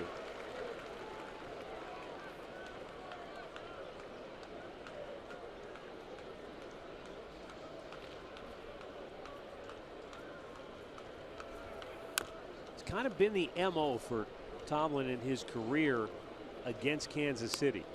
This is his 23rd career start. He has 9 career wins. His ERA isn't all that spectacular, but the team has scored almost 6.5 runs for him every time he's pitched against Kansas City. It helps. Except the last time he went out there against them. But that law of averages, this team knows you get Josh some runs, you're going to be in the ball game. There's a really good chance you're going to win the ball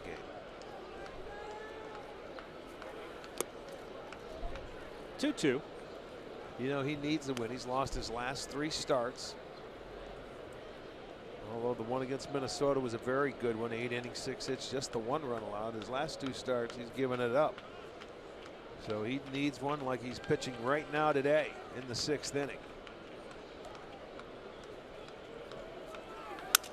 Broke his bat.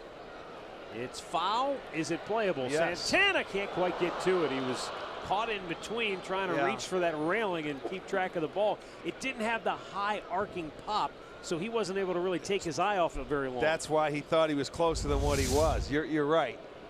He gave a good effort, but you're right. It wasn't high enough to where he could get back to a point, peek and see where the stands were before he went over there. But he felt them. He knew he was close. And so with 2 down and 2 strikes, Lorenzo Cain needs a new bat. And he heads back to home plate now.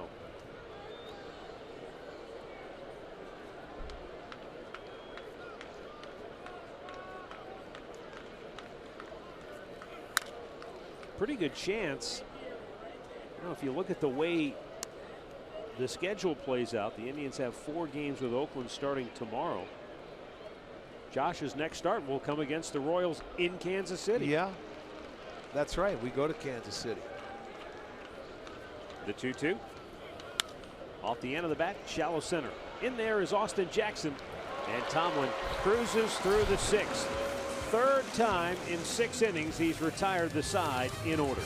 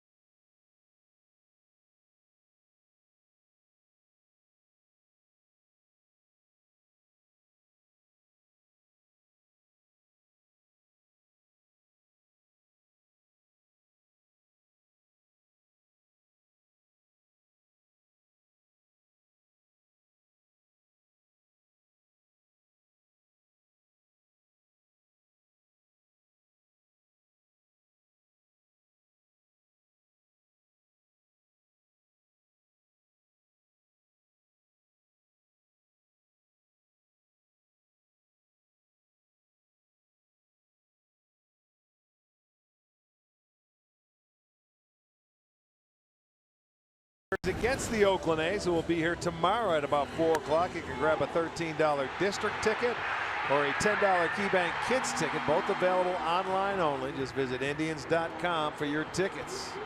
And yes, Rajai Davis will be back in the house. One of the biggest home runs that we've witnessed here in a long time. He will receive his American League Championship ring tomorrow. Should be a great day, and it'd be nice to see him. I'm sure Rajai and Andre are going to have a bang. Miguel Almonte, the new pitcher for Kansas City, right-hander, replacing Seth Maness.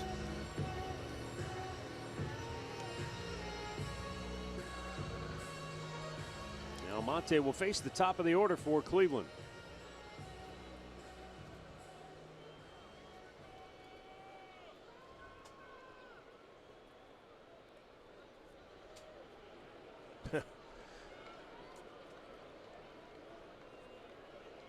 Lucky he's got his hat on. It would have been stuck in his hair. Fastball strike to Kipnis.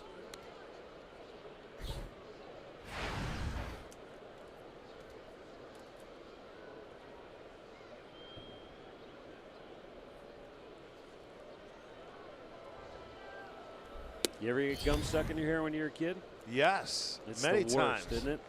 Had to cut it out. How about when you do it on your own? You think you're going to fool your mom, and you got a big old hole in your head. I remember somebody saying, use peanut butter, that'll help get it out. Like, that didn't work. The only thing that got it out was scissors. Yeah, exactly. It also got the hair out. Yeah, it did. Yeah, it might be a little uneven for a while. Yeah, but when you're young, it grows quickly. Kipnis with a fly ball left center field. That's in the alley, and Kane won't get it. Hits near the base of the wall, and Jason Kipnis into second base with his third hit of the day. He's reached safely all 4 times. Well, we're seeing a common theme here where guys are starting to go the other way, and it looks great. Jason drilled that ball. As we know, he's got very good power to left center, left field. He takes that little sinker down and away and drives it to left field off the wall. Well, all 3 of his hits, he hasn't pulled any of them. No, breaking balls were hit up the middle. He did a nice job there getting the hits going the other way. Austin Jackson, Perez finally went that way. Common theme, 11 hits now for the Tribe. Bradley Zimmer will get his first at bat of the day as he takes over for Daniel Robertson. Robertson was 0 for 3.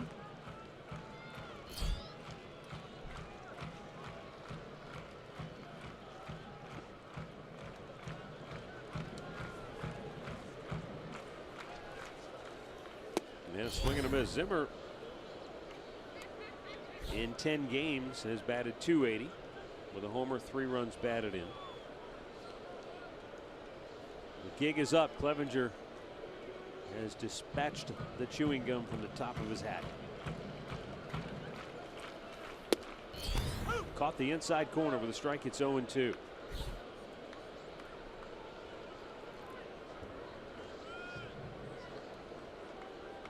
Alvaro Espinosa and Wayne Kirby, I think they were the originators of that prank here in Cleveland. Oh, yeah, Espinosa, yes, because they had nothing else to do. They were never playing. So, they had Mike had his everyday lineup going on out there. Those guys on the bench, they could mess around and have fun. And they did. Yeah, they sure did. They say they keep it loose. They kept themselves loose.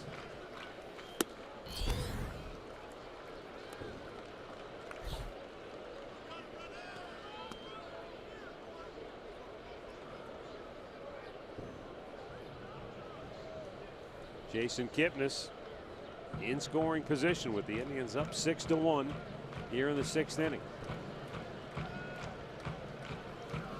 And a foul back. You think about, a prank. That's kind of a harmless prank. You take a little bubble gum, you stick it on the top of a guy's hat like that. When I think back to the pranks that Burt Blyleven used to play in his day, where he would literally let a guy's shoelaces on fire. Oh, we used to do that, yeah. That could possibly have some negative ramifications. No, it was good. It was a little different. The 1-2. They didn't have cameras there. Line drive and a base hit off the glove of Merrifield. Around third, coming home is Kipnis. He will score. Zimmer hustling into second base, and he is safe.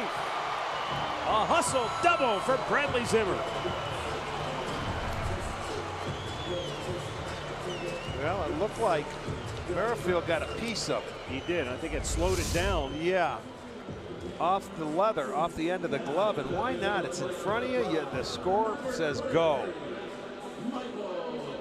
And by the time that Bonifacio could get up, look at it. Everything's in front of him. Watch his strides. There you go.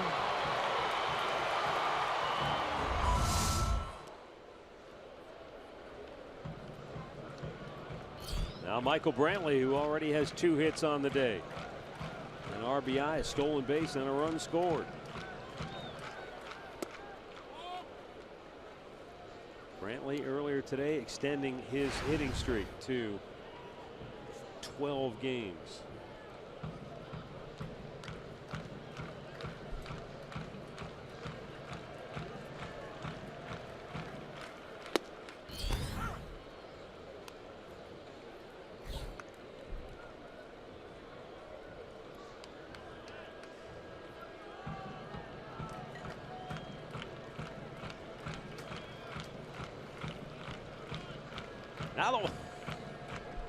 Now the 1-1.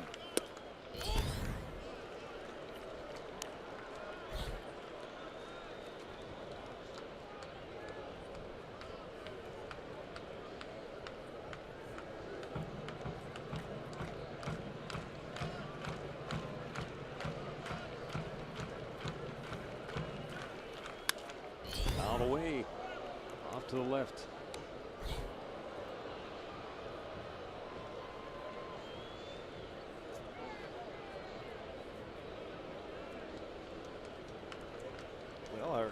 Good friend Ashby, he sent you a text that he had gum stuck in his hair a number of times, didn't he? Well, when you don't have any hair, it's really, is that count? Well, ask Andre. Is any stuck on his head? You're just like a bus seat. Except, no, might want to just let this one go. It's a 2-ball, 2-strike count for Brantley.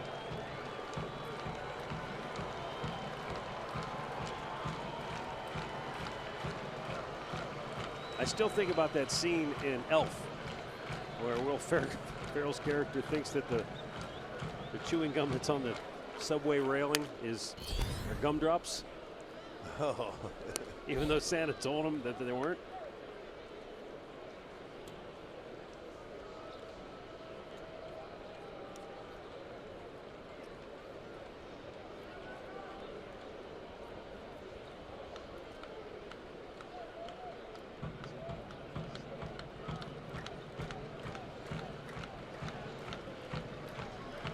Now the 2-2. And Brantley taking low and away at a full count. So Miguel Almonte has given up back-to-back doubles, a run, and now a full count to Michael Brantley with Carlos Santana waiting on deck.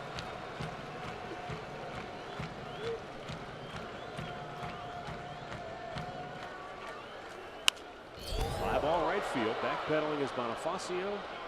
Making the catch, getting behind the ball. Makes a good strong throw to third, but it's cut off. And a good productive out for Brantley.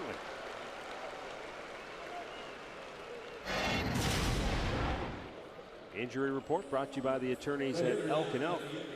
And the Detroit Tigers, who have dropped 7 out of 10, losing both Ian Kinsler and James McCann to the DL. And Amir Garrett, who the Indians just saw, they roughed him up down in Cincinnati. He's on the DL with a hip injury. So Kansas City brings the infield in 7-1. Indians leading it. Well, they did it the last time to Santana, even though he was down in the count. He was jammed by a breaking ball by Dubby, but still fought it off and put it into center field for an RBI single. And what we're seeing today is more of what I'm sure Indians fans envisioned all season long from this team, which is sort of a relentless attack offensively. They've scored 2 runs from the 7 and 8 spots in the order. 2 runs scoring out of the 6 hole. A run each from your leadoff man, 3-hitter, 4-hitter. Well, the only guys without hits in this game, Robertson, who's already out because Zimmer got a hit he pinch hit for, and Gonzalez. Everybody else has a hit in the lineup. But even Gonzalez, his first time up with 2 on and nobody out, laid down, executed a perfect sacrifice bunt to get runners to second and third, and then Kipnis delivered the RBI single behind it. As you've said before, when you do your job and the next guy does his, it makes everybody feel a lot better about the situation. It's a team thing. You're right. Hit hard and through into right field. A base hit for Santana. 8-1 Cleveland as Bradley Zimmer touches home plate. Santana's second straight RBI single, and out comes pitching coach Dave Island. Well, this one under the glove of Hosmer. That's a breaking ball away, able to turn on it, but see, when you play in and you're in on the cut of the grass, that extra step, you know, if you're back 3 feet, he probably has a chance to catch that ball. But when you're trying to cut off a run, that goes to show you the kind of pressure that puts on a defense. It has to be hit pretty much directly at him, or it's going to get through, or you're not going to have a chance to get him. So the Indians with 2 more. They've scored in 4 straight innings. In the 3rd, they put 2 on. In the 4th, they hit 1. 3 in the 5th, 2 here in the 6th. And that's something that Tito's got to be happy about.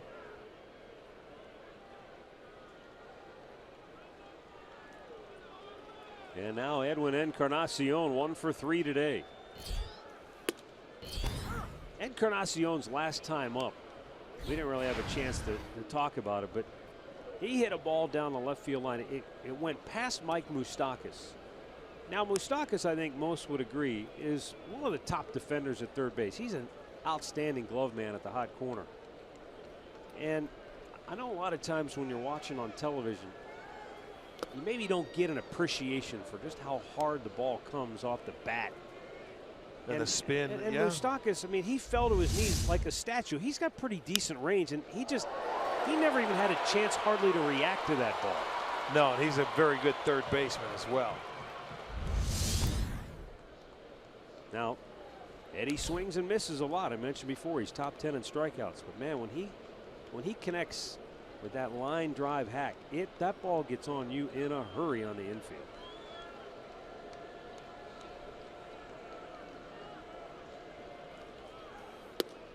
Missed inside. It's 1-2.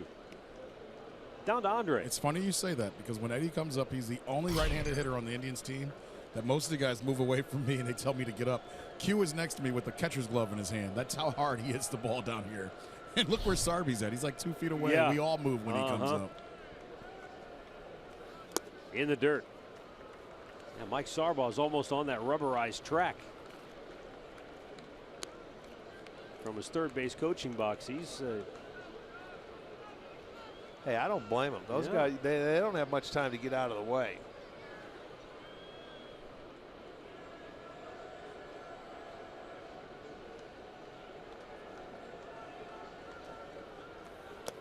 again, it's one of those things where sometimes on television it just doesn't quite give you the same feel that when you're standing down there and you're literally maybe 90 feet away from them. Sitting up here doesn't even. You get between the lines and you see how hard they are, boy. You get Look out at of Matt the way. Quintero, He's smart. the assistant hitting coach. He's over there, glove in hand, ready to go. Well, that's why you sit out there. You can protect yourself.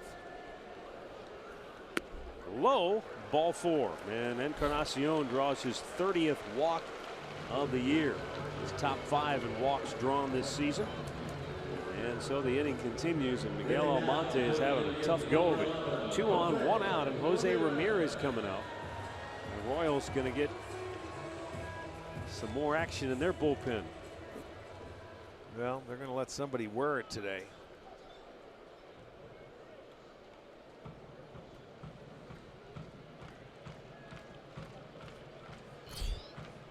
When the starters were in there, certainly the game was moving along just fine. But we also have a little something in the forecast here that could be coming here soon. Travis Wood getting loose now for KC. Popped out of play. Nice one-handed catch by a fan up in the upper deck.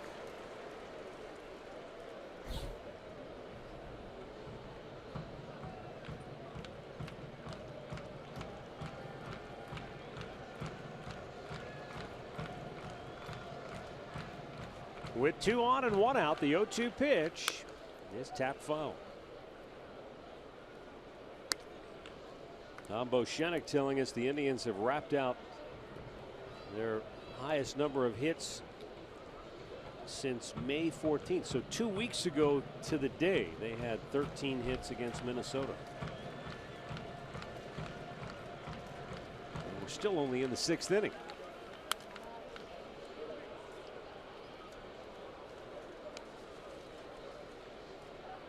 I think the most important number, though, is 5 for 10 with runners in scoring position. They've been able to, and they haven't had, Rick, they haven't had that one super inning, big inning. No need to. 2, That's 1, right. Just 3, 2. Right. There's a line drive base hit into right field. Another hit with a runner in scoring position, but Santana will stop at third, and the bases are loaded. Now perhaps a chance to have that one really big inning. Even though they're already up 8-1. I know it, and I'll tell you what, Ned Yost, I don't know if it's, watch the location. I mean, you're talking right down Broadway. That's where you want to pitches when you're taking batting practice, right there. Elevated a little bit, inner third of the plate, you turn on it. Well, good to see that guy pick up a couple of hits today, because Ramirez has had a rough month of May. But he has 2 hits. He has already scored 2 runs. And now Austin Jackson, who has 2 hits, 2 RBIs, and a run scored.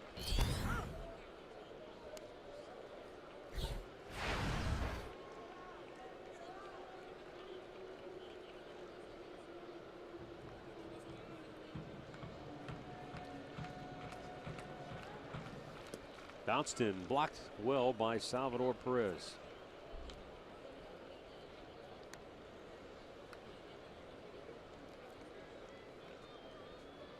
If there are individual statistics for how many times a catcher blocks a ball that's in the dirt, Perez has to rank near the top of the leaderboard every year.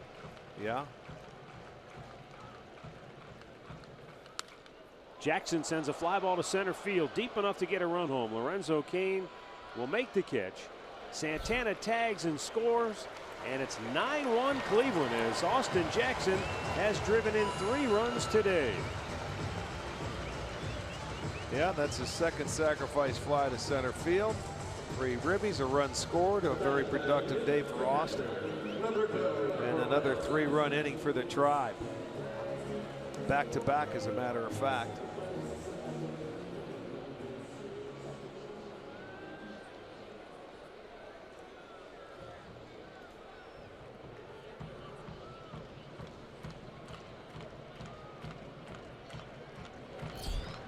This is the 4th straight inning where they've sent at least 7 men to the plate. Strike to the outside corner.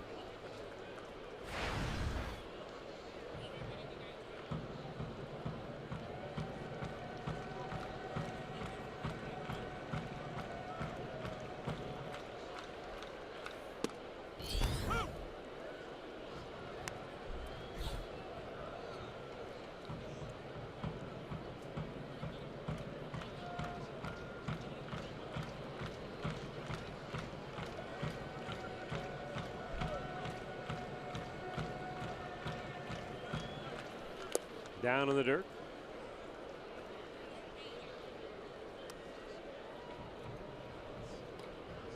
Roberto Perez walked his first 2 times up, scored a run, and then his 3rd trip to the plate, he lined a single over the head of the second baseman Merrifield into right field to drive in a run.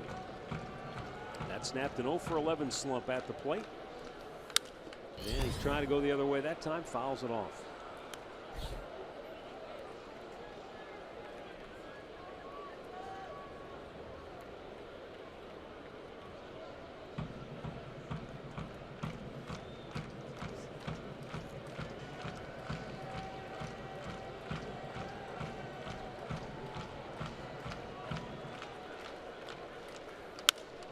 ball right at the third baseman. Moustakas will go to the bag for the inning-ending force. And the inning comes to an end, but the Indians pile on 3 more. Bradley Zimmer's hustle helps the Tribe expand their lead to 9-1.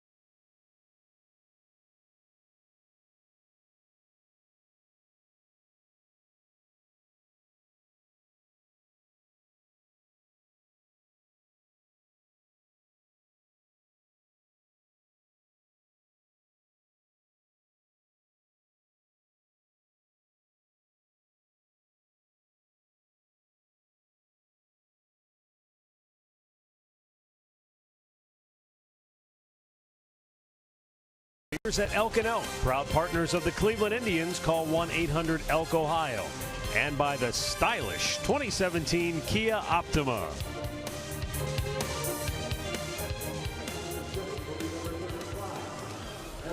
(9-1), the Indians lead it.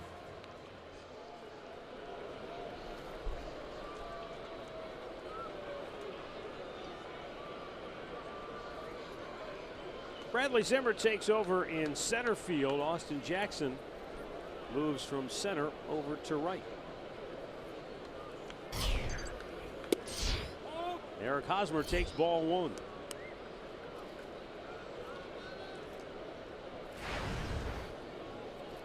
Josh Tomlin, 6 innings. He's allowed 1 hit on 4 runs. Curveball, and that's in for a strike to even the count. Yeah, going into that 7th inning, he's at 71 pitches now.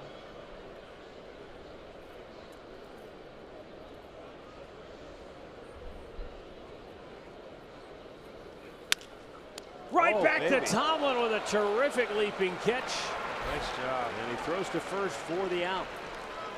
It's another thing Josh does very well, fields his position. That one hopper, and you know, looks like it might have been a hit. You never know. Maybe Gonzalez would have been there. But you make the play, stab it, throw it to first, the easy out. Good play.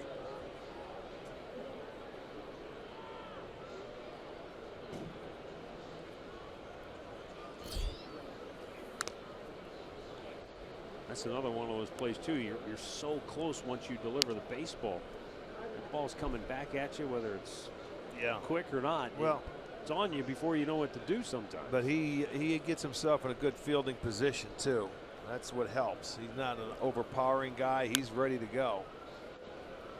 Probably more so than a lot of guys.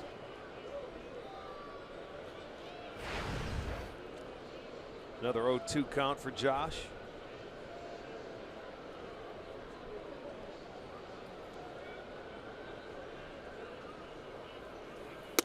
Tried to hold up. Did he go? He did hold up, says. Well, that's just a teaser pitch right there. That's how he sets up. This is what Josh is very good at, setting up, you know, when he's ahead in the count, the next pitch. If he doesn't want to swing at that, he thought about it, but he didn't.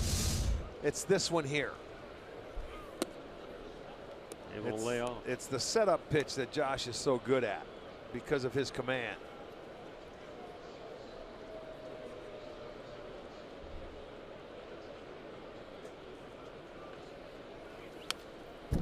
Foul back. Made a little mistake there, but got away with it.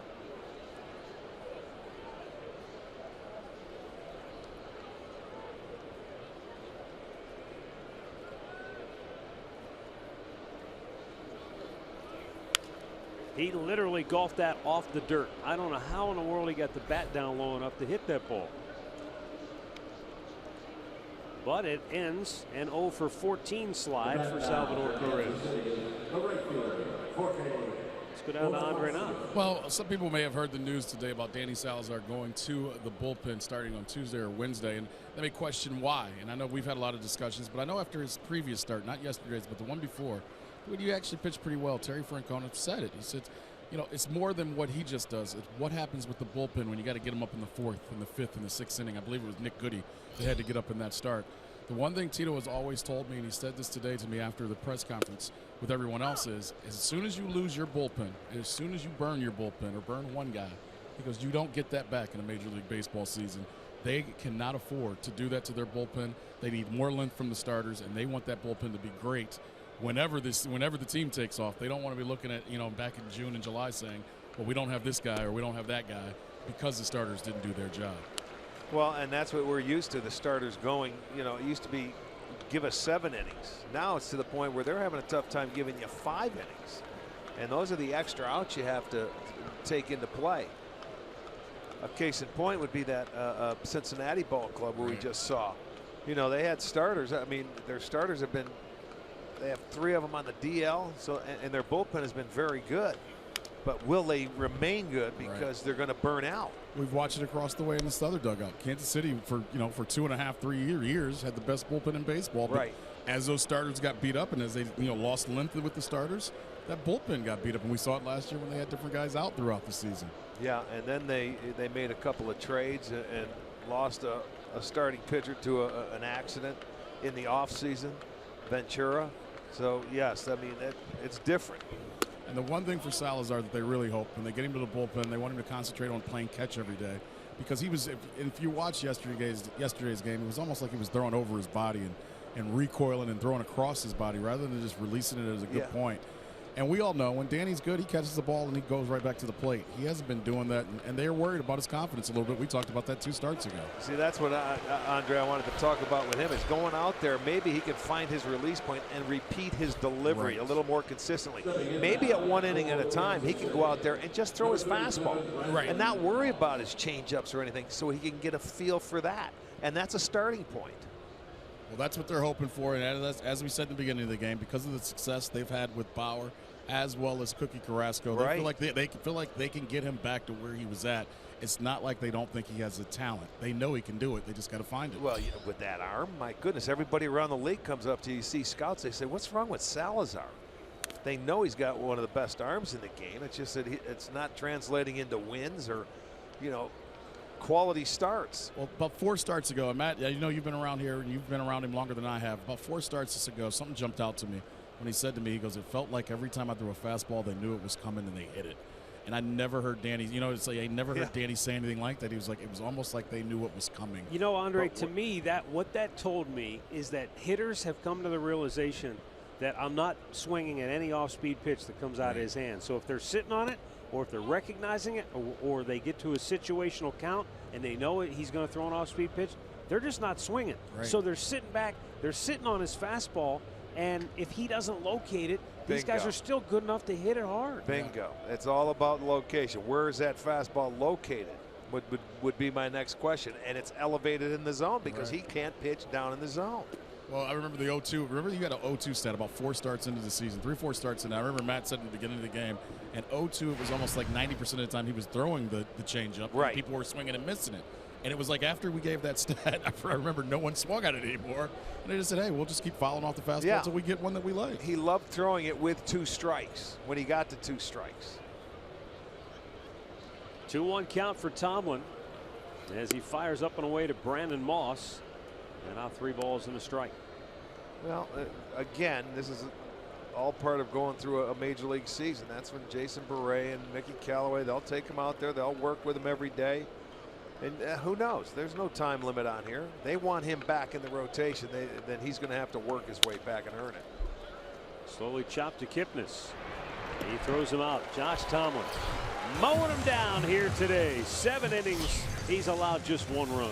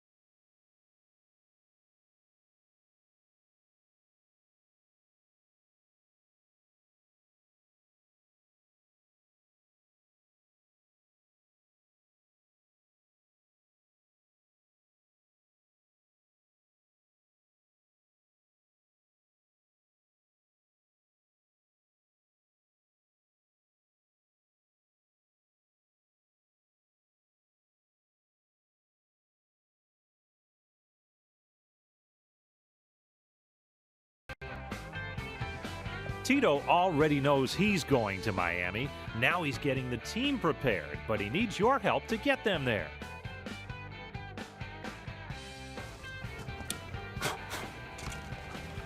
Fans, please don't let me go to Miami alone. Vote your Tribe players to the All-Star game at Indians.com/vote. Yeah, the Indians on top 9-1 as we roll to the bottom of the 7th inning. Another new pitcher coming on for Kansas City. Miguel Almonte lasted just 1 inning and did not fare well.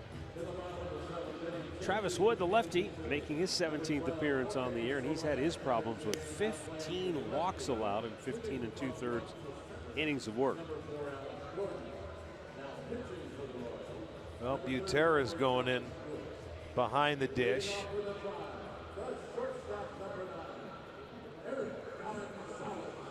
Jorge Soler goes into the game in left field. With Alex Gordon moving into center. And Drew Butera takes over for Salvador Perez. Eric Gonzalez will lead off for the Indians. And a swing and a miss.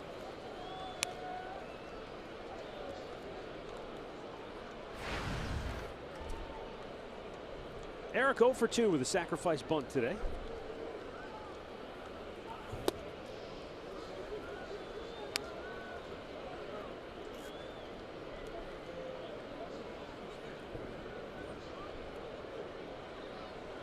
Now, in the last 3 innings for Kansas City pitchers, in the 4th they threw 41 and he's called out on a strike. In the 5th they threw 28. In the last inning 41 as well.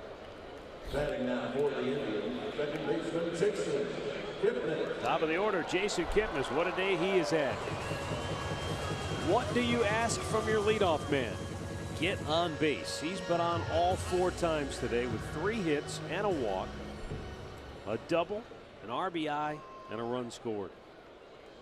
And since moving into that leadoff spot, he has really been on a roll offensively. He came in batting just over 300 out of the leadoff spot, so you add 3 more hits to that. Lifted to left. Soler over near the seats.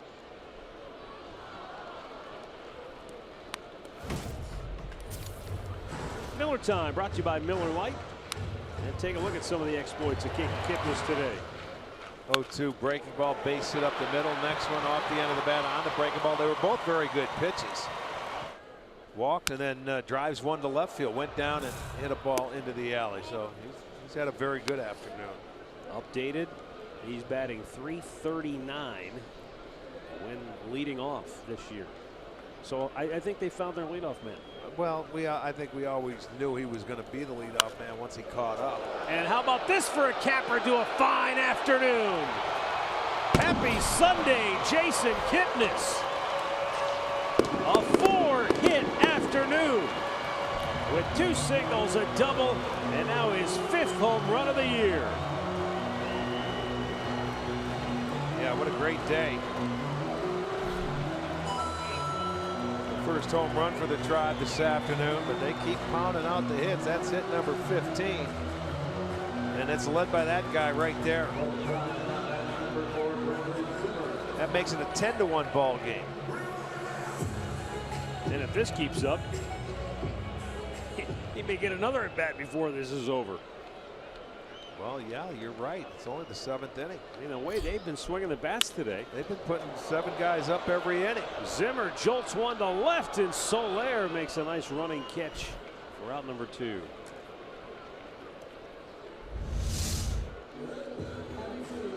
Yeah, you go down and in. That's his nitro zone. And you think about it, 3 of the 4 hits are off left-handed pitching. This is the breaking ball coming down and in, and that's a mistake there because it speeds his bat head up, and he just juiced it into right field.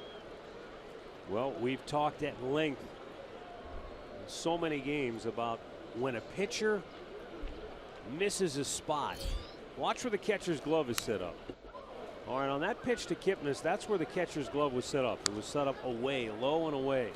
And that glove, you saw him reaching back inside, right into the, as you called it, the wheelhouse. So you miss into that. That's the last place you want to miss if you're going to miss as a pitcher. But how many times do you see that happen? A lot. It's almost like you say, don't throw it there. And where do you throw it? There. Yeah, that's true. Watch, I'm just pointing this out. Watch where the glove is. Watch where the ball ends up. Way off the plate, too. Man, that's just coming down and in. Every left-hander would love that, or most of them would love that spot right there that Kip got that pitch. And now Brantley comes up and he gets his 3rd hit of the afternoon.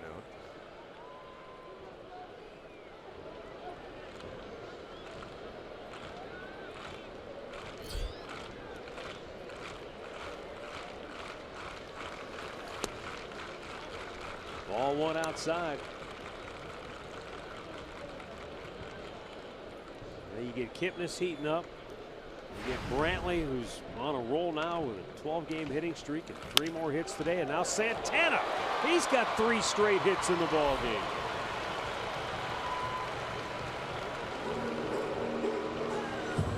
You always hear people in a situation like this. I'm sure managers too have said it from time to time, maybe under their breath. Hey, save some of this, man. Save some. Yeah. Heck with it. When you're having a day, you keep having a day. Yeah, you're having a party. Let it go all night long. That's true, because you know what? You want these guys to make that field, make left-hand turns. You get them when you can get them. No guarantees for tomorrow, so you enjoy it when you've got it. Encarnacion 1 for 3 today. Well, 3 guys have 3 hits or more. Kipnis with 4. Brantley and Santana with 3 apiece. That's 10 right there. 17 hits in all, 10 runs. And Encarnacion looks, it's outside.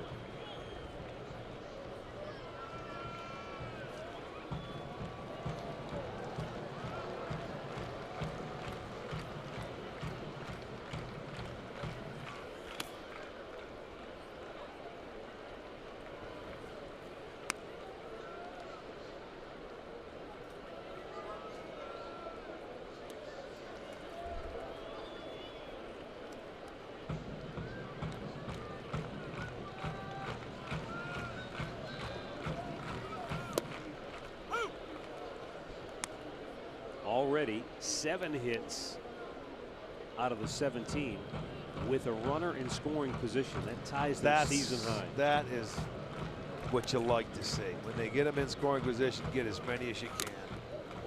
Because you never know, they could take off. You know, you get a game like this, and just to get a little confidence and just to get a feel where everybody's doing it, not just the one guy in the lineup. They have multiple guys that have had a good afternoon with runners in scoring position today. That's the feeling you need, where you know, not one guy has to do it or it's not going to get done.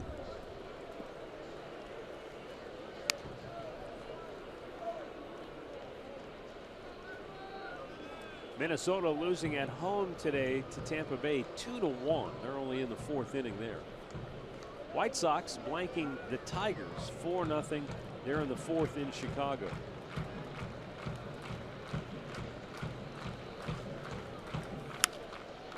High pop, right field, over near the line. Bonifacio makes the catch, and the side is retired. Jason Kipnis with a 4-hit afternoon extends the Indians' lead at 10-1.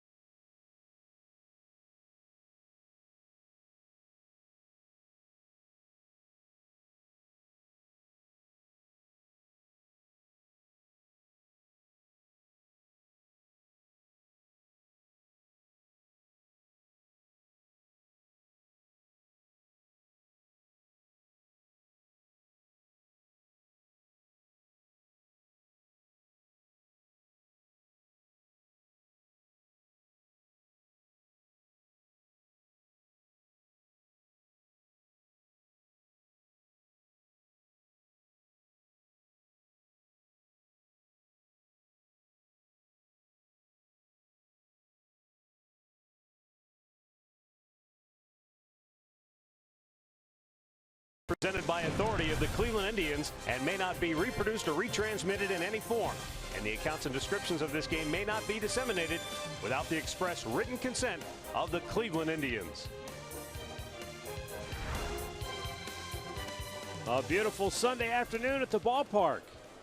Even though the forecast looked a little dicey when we woke up this morning, the rain has stayed away, and it has been Josh Tomlin's day to go out and really pitch well. He's gone 7 innings. He's given up just 1 run, 5 hits allowed. Meanwhile, the Indians on the other side having themselves quite a party. Bradley Zimmer in center field will take care of this. 1 down. Well, it's been a good day for everybody, including Josh Tomlin. He needed one, but Josh has just been Josh today. He's staying out of the barrel of the bat. He made 1 mistake that was hit out, but you know he can do it all. He gets a swing and miss. He'll field his position well. You know, and just make the pitches you have to make, and he's doing it. You know, on 3 pitches or less, letting his defense go to work. He's going out there for the 8th inning. That's his longest start this year. It came against Minnesota May 12th.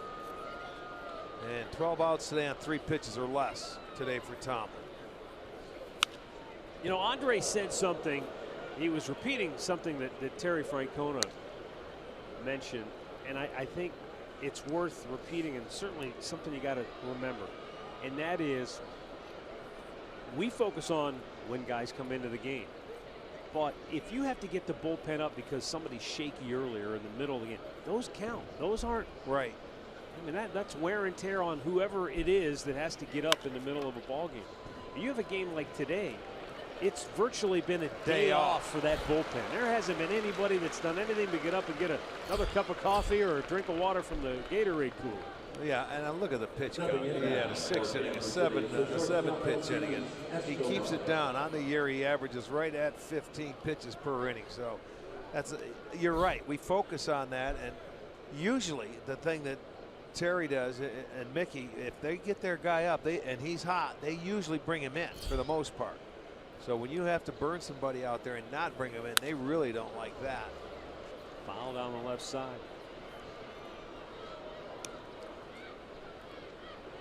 But you know, this is the start you're looking at. You know, give him 7. 7's a good start. Now you go 8. That's even a better start. You don't see many guys because with the pitch count nowadays, I mean, it's almost like these guys are satisfied, and I'm not saying they are, but 6 innings because they can't go any deeper. Yeah, it's out of their hands. It's out of their hands. And I mean, if you walk a couple of guys or you have a 30-pitch inning, that takes away the 7 innings for the most part. Unless you're like Tomlin that can have a 6 or 7-pitch inning, and not many guys do that. Carrasco's one that can. Kluber. Right at the third baseman, Ramirez. Fires it over. Another 1-2-3 inning for Josh Tomlin. And the Indians rolling, leading at 10-1.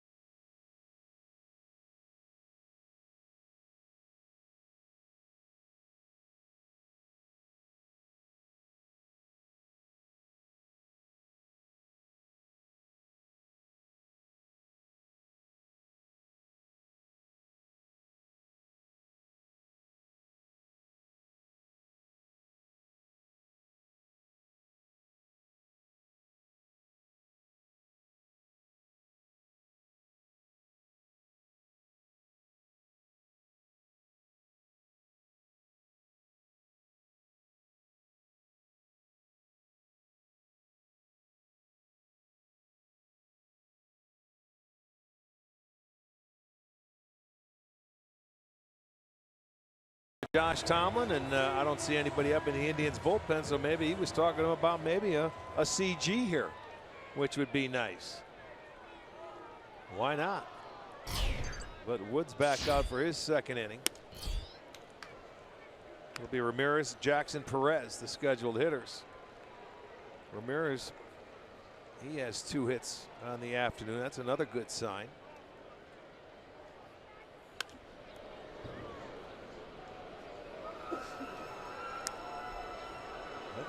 His month of May has been puzzling because he was so good in April and coming off the year that he had last year. The year at home, he hits very well in this ballpark. It's plain to see. And look, anybody can have a bad month. It's not like, oh geez, you don't expect him to hit 300 every month. But just to have such a precipitous drop so quickly, we just didn't see that coming. No, I mean anybody that's normally a 300 hitter, you see him go into a slump and it's not a slump because you battle in, you mix in a hit here or there, but not what you're used to seeing. And I'll tell you why everything's magnified is because the team hasn't scored. So every player's magnified on what their job is. They have to stay in their own lane a day like today and just let's go, boys. This game could go a long way for him. 17 hits, 10 runs on the board. Tomlin giving a bullpen a break. That's a nice deal. Hopefully they can build on something from that. And they have to start playing better in this ballpark. The worst home winning percentage in this league.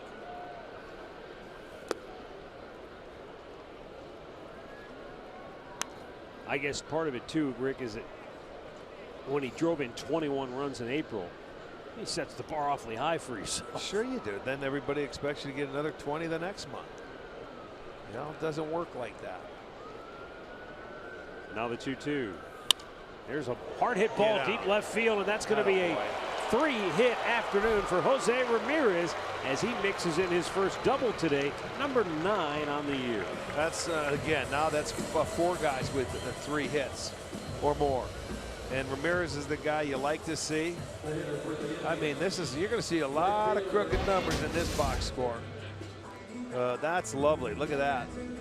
One guy has not joined the party, but someone has to make the outs. And unfortunately, it's a guy that hasn't played a lot in a couple of weeks since he's been here. But it doesn't matter. The good numbers are up there. They're crooked. But he hopefully will get another opportunity coming up here. Oh, he will.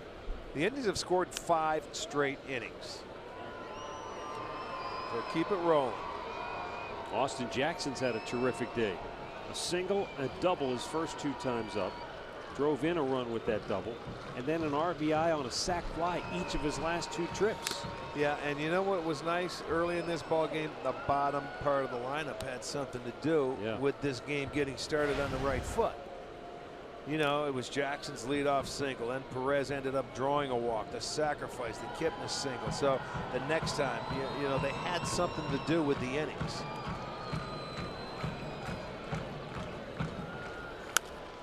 The 7, 8, 9 spots in the order have combined to produce 3 hits, 2 runs scored, 4 runs batted in.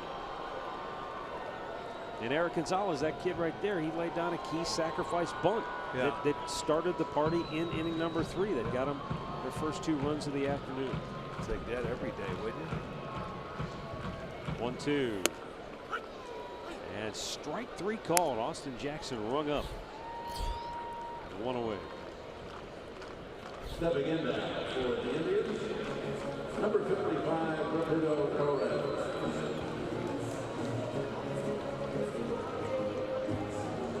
Roberto Perez. 2 walks, an RBI single. He has scored a run.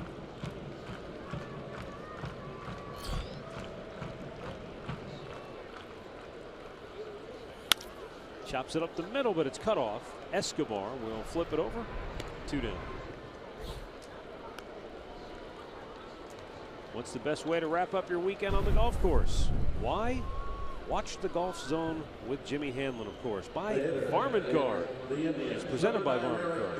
Golf Zone tees off tonight at 8 on Fox Sports Ohio and streaming on Fox Sports Go.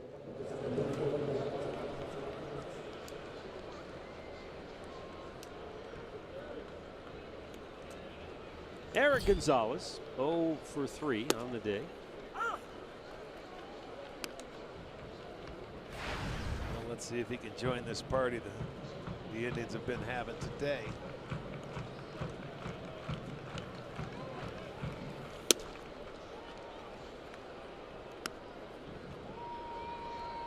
Well, the Indians handed Danny Duffy his shortest start of the year. He went 4 innings and faced 3 batters in the 5th before he got yanked. And he came in having made 10 starts with an ERA of 2.92. So that's an impressive offensive performance, and it was a left-handed starter, which at times has been this is only going to be their second win at home against a left-handed starter. Gonzalez strikes out to end the inning, but we head to the 9th. 10-1 Cleveland.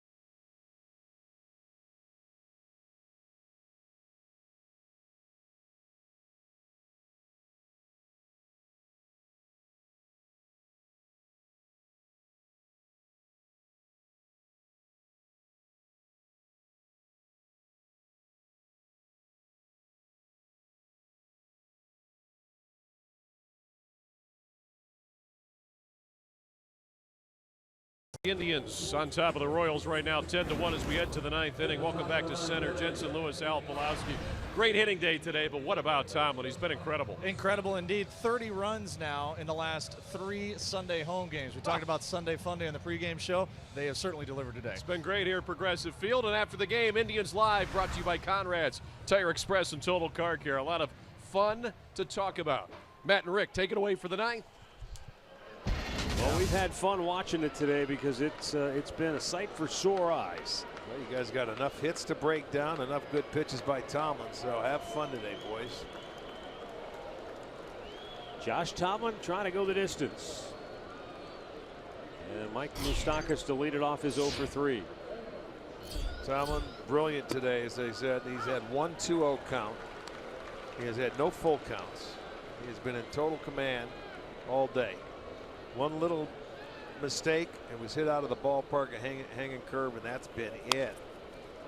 And there's a soft floater caught by Ramirez out on the outfield grass. 1 down.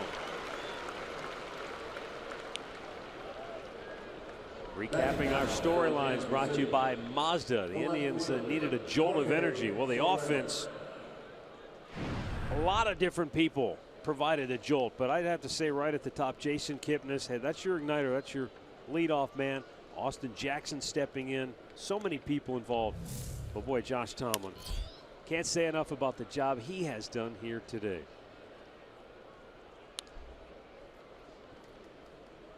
Well, he's looking for the second complete game.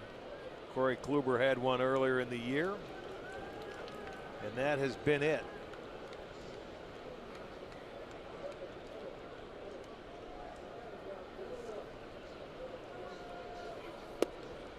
Strike called. It's 0-2. There you go. 71% strikes for Josh.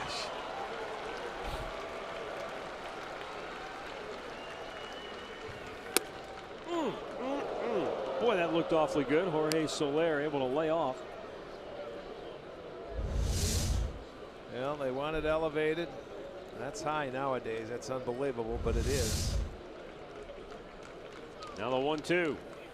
Swung out and missed. Soler went down swinging. Third strikeout today for Josh Tomlin.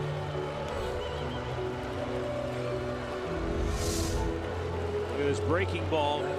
Starts on the plate, ends up off the plate, and Soler ends up in the dugout. And with 2 down, Josh Tomlin will face Eric Hosmer, who is 1 for 3 on the afternoon with a double.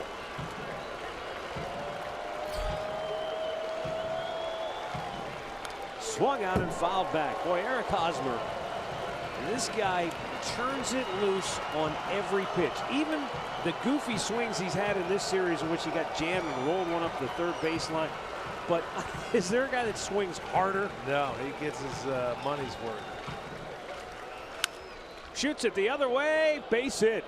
And down into the left field corner it goes. Brantley digs it out. Hosmer rolls into second base with a 2-out double to keep the inning alive. His other double Kansas went City. down to third baseline that he hit.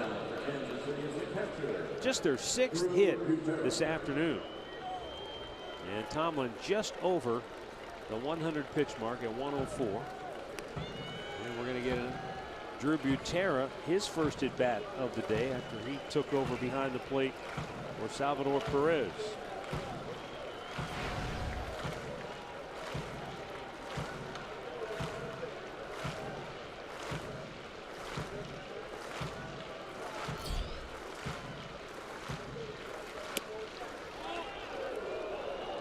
And that's called ball 1.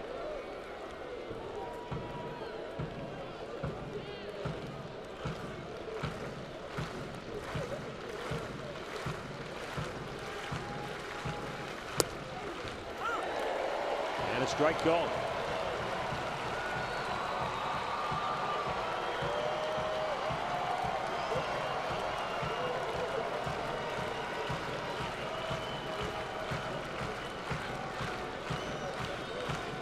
Now the 1-1. Low and away. 2 balls and a strike.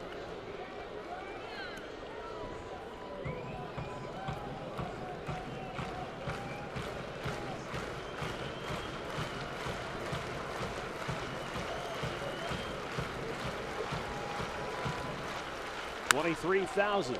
Look out, Andre. 36 in attendance here this afternoon. Most of them up on their feet now as they're ready to send the Indians home this afternoon victorious in the series finale.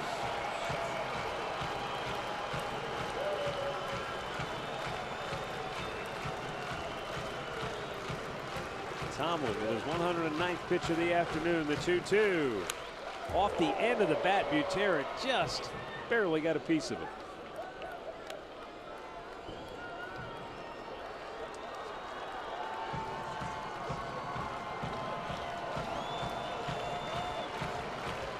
Far and away the most pitches Tomlin has made this year. He had 105 pitches in an 8-inning effort against Minnesota on May the 12th. Ground ball, foul. Third base sign will do it again.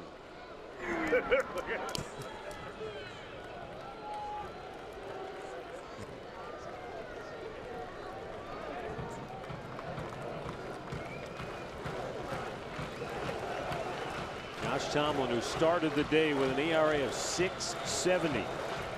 Only 2 wins and 6 losses. He needed this kind of a start. And the team needed this kind of a start. And he has come through big time. Ground ball to short. This should do it. Eric Gonzalez throws him out, and the Indians win it 10-1. Josh Tomlin with his 5th career complete game. And the 3rd time he's gone the distance against Kansas City. And it's only the 2nd complete game of the year for an Indian starting pitcher. And no surprise, Josh Tomlin, one of the guys that stepped up big time when this team needed him most. Yeah, great game all the way around. Offensively, pitching, everything involved. It was a game they desperately needed. I don't know what it is about Sundays here, but they're scoring a lot of runs on Sundays.